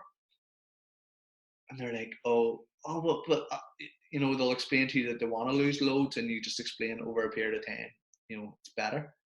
And I always give them example. I was like, if I could get a stone off you in a month, would you take it? And all of them are like, yes, 1,000,000%. Yeah, give me a stone off in a month. Okay, let me rephrase that, and I'll ask you all this question. If you wanted to lose a stone, right, and I'm going to promise you a stone in a month, you lose 7 pounds on week 1, you lose 7 pounds on week 2, and you do not lose anything on week 3 and week 4. Would you be happy? Good for the answer. Mentally, you'd probably be no. yeah, you'd be disappointed that you didn't lose weight the last 2 weeks, probably. Because you've done so well the first 2 weeks. Okay. Is that speaking from experience? No. Okay. No, it's okay if it is. Anybody else? Would you be happy? You want to be more consistent.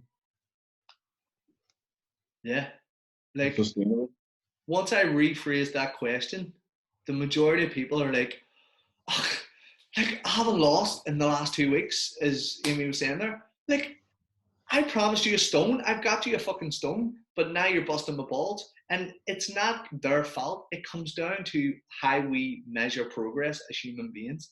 This is how psychology becomes so important, because people construe, like, you know, progress with constant results, even though they've got the goal that they want.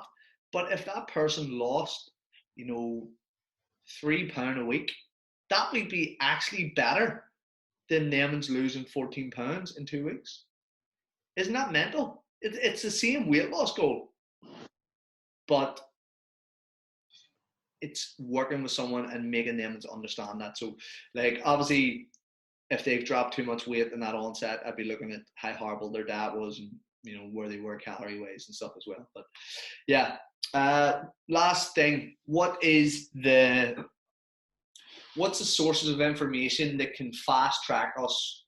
Like, what's the data that we can get off a client that can help us decide where their calories should be? How they look.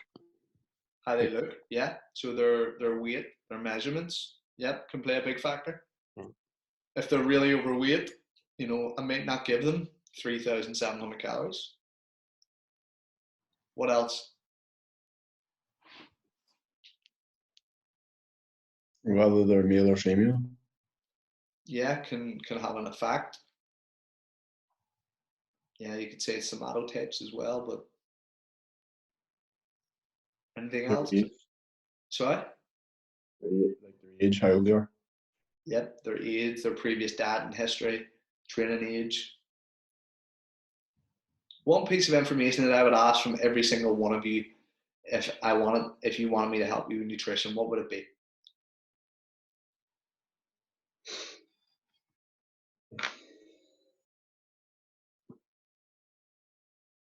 A food diary.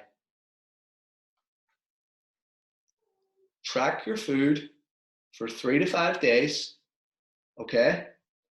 Mary comes into me, hands me her food sheet. Like, if she's never tracked before, I know she's already lying. She doesn't mean to, but she already is. But I've worked out Mary should be eating 3,780 calories.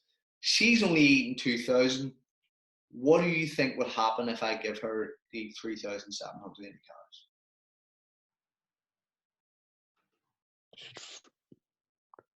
Should freak out. Freak out, yeah.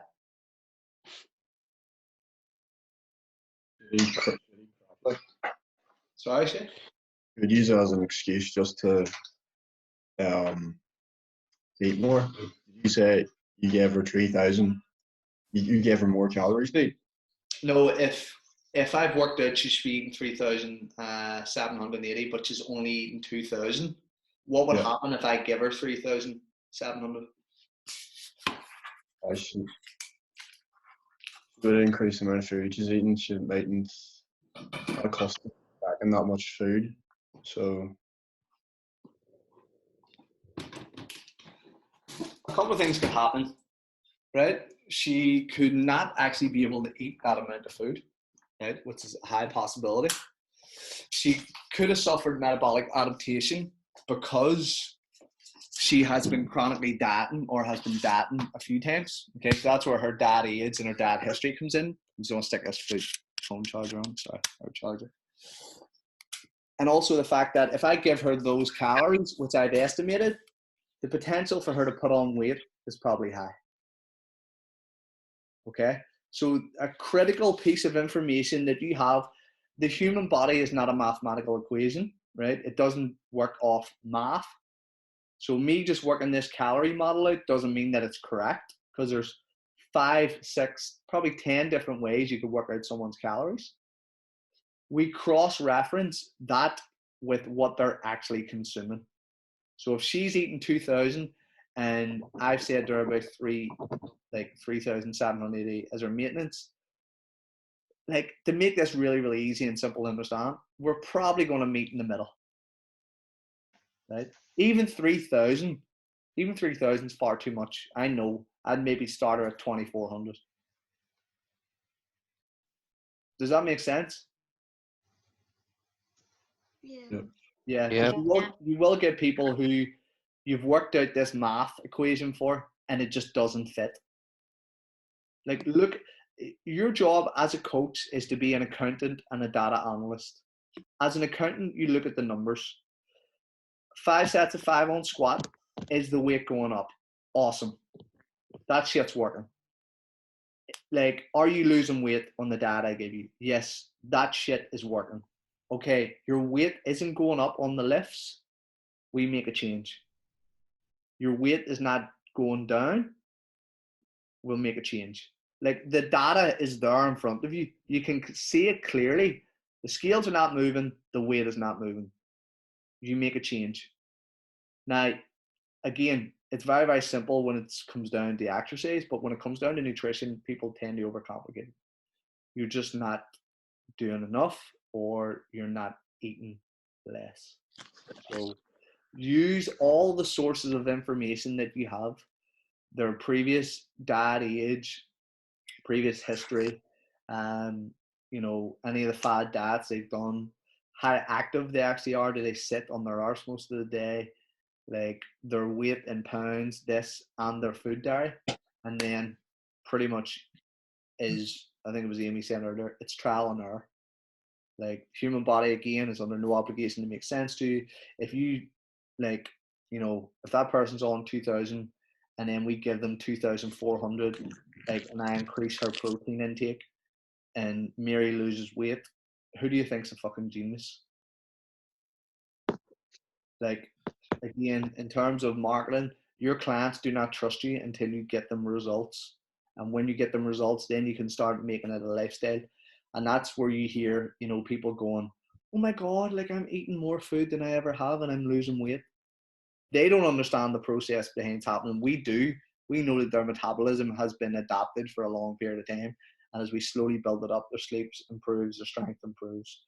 All those hormones start shifting back on again, and then they start to lose weight a lot easier.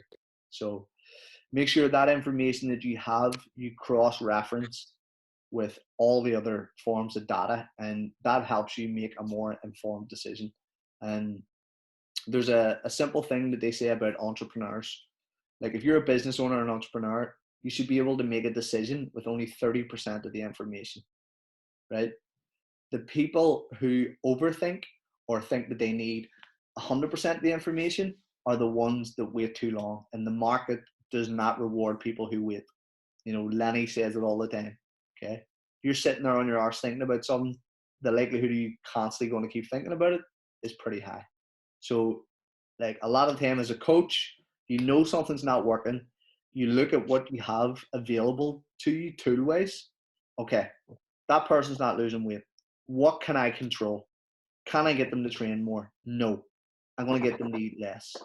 Cool. Or I'm going to increase their energy expenditure from NEAT. So you look at what the person's not doing, and pretty much that's what you're going to aim for them to do. And another example would be, you know, if somebody just lifts weights all the time, they want to get leaner, I guarantee if I put cardio in there, they're going to lose weight. A, they've got more calorie expenditure. B, they're now doing an activity that they're not good at, which is going to increase their calorie expenditure even higher. You know, if I have someone who's a cardio bunny, if I get them to do weights, it's going to change their body shape quicker because they're doing something that's out of the norm, and it's creating, you know, a different response within the body. Any questions about any of that, folks? No. Okay, I'm going to give you your nutrition presentations. We'll work out a date to present on these. They'll not take a huge amount of time. You can do them on a PowerPoint. You can do them just written down on a piece of paper and you talking about them. But remember, you need to tell me who created the diet, where did it come from, how does it work, the pros and cons, and what do you call it? Would you recommend it to a client? Okay, so I'm going to work my way down just based on who's on my list on this grid. Okay, first. So, yeah, give me a number between 1 and 15.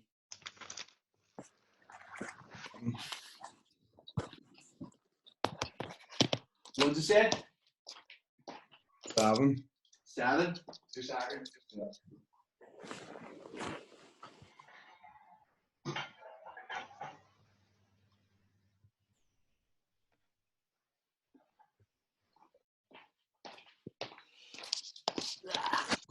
So 7 is going to be the zone that, look at this. I know you can see it. He's just lying on my lap. So number 7, zone that. Who we got next here? Owen, pick a number. 1. 1, keto. Ketogenic diet. Who we got next there? Joe. 4. 4, alkaline diet. Okay. Who's next? That was female Joe. Joe Tennyson.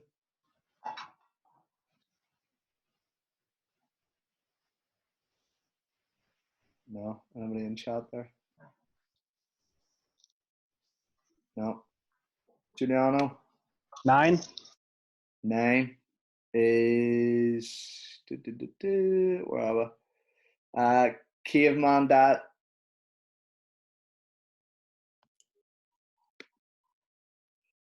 Amy. 5. 5, Nordic diet.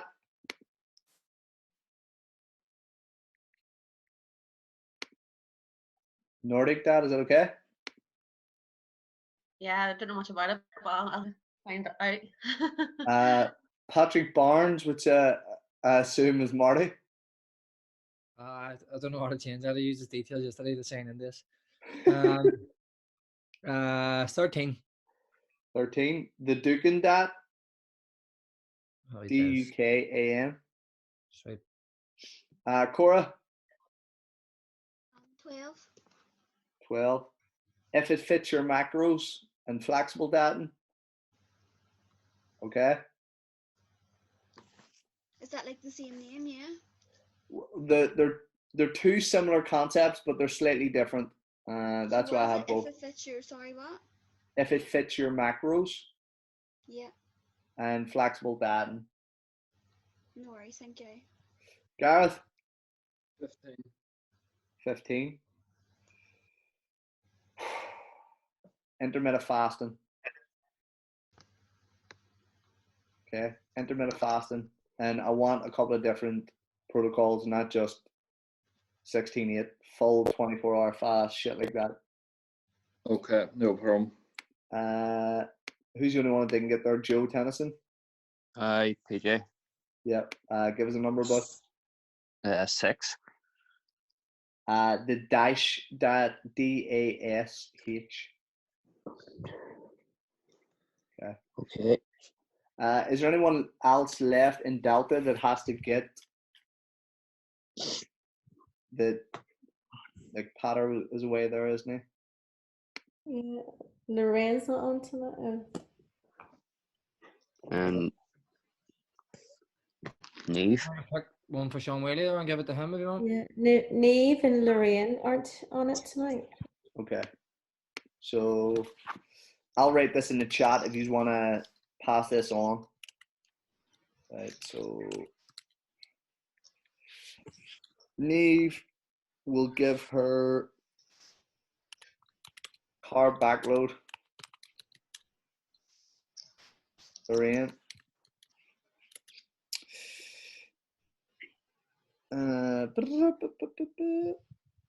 We'll give her Atkins. Who else? Joe?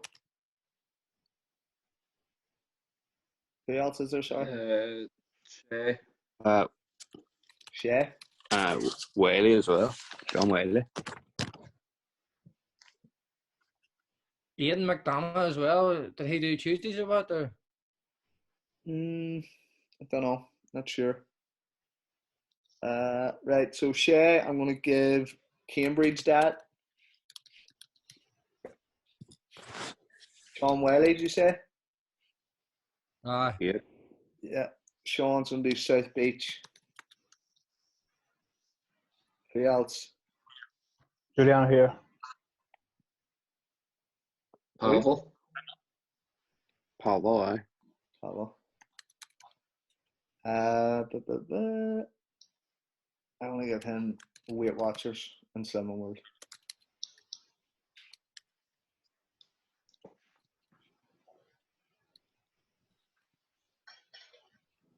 Anyone else? Juliano. Did you not get one?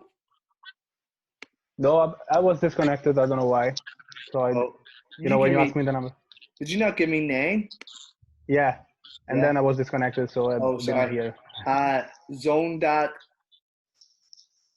It's popularized CrossFit. That's the one that CrossFit do. Zone that. Anybody else? Orla, I've give. Orla McCrory, you know, she flaps between both. Did Joe get one? Yep. Yep. Yeah. Cool. So remember, folks, just pretty much, it won't take that long. It's a Google search, gather the information, look through it, even look at some of the studies or the people that they're putting them through. Explain who came up with it, what it's about, pros and cons. Would you recommend it to a client? Because that obviously comes down to context and stuff as well. But we'll pick up next week and we'll go over the macronutrients, carbs, proteins, fats. Hopefully we get, you know, all them done. But yeah, if there is any questions, just hit me up. When is the presentation for? We'll do it after the exam, so you don't really need to worry too much about that. Just take the information. Probably about another month or so. Yeah. 3 months, 4 months. Probably it's. Just so it's not next week, right? It's in a couple of weeks. Or... No, it's. Oh, right, okay. Yeah, so it won't, like I say, it won't take a huge amount of time. I will know whether you've done the work or not because it does contribute to your score. Like I said, don't fucking take for granted. It's 5 minutes on Google. Get some information, look through it. Does that sound good? It's pros and cons. And again, when you do the presentation, I will be asking questions. So, you know, some people do like the Atkins diet and they tell me, oh, the Atkins diet's low carbs. Well, tell me about the phases. What's the phases exactly? You haven't done your fucking work. So yeah, the good thing about this is it really starts to make you think about the different diets out there. like Sorry, my screen just froze there. How long is it meant to be for? just like 5 or 10 minutes. 5 minutes. Yeah, so it doesn't need to be a huge amount. Okay. Yeah. Well, have a great evening, whatever you're doing, folks. If anybody's in self-isolation, just keep studying. If you're not, good luck going to work tomorrow. But again, like I say, if any questions, I'll upload this onto YouTube. They'll probably be split into 2 links, and then I'll post it back in there for people who maybe missed something. Okay. Okay. All right. But We did. Thank you. no Thanks, worries. Richard. That was just more of a Thank you. general overview. Thanks. The meteor stuff will start happening in the next couple of weeks. Perfect. Cheers. Thank you. Cheers, mate. Thanks. Thank you. Bye. Yeah, guys. Bye. Bye. Bye.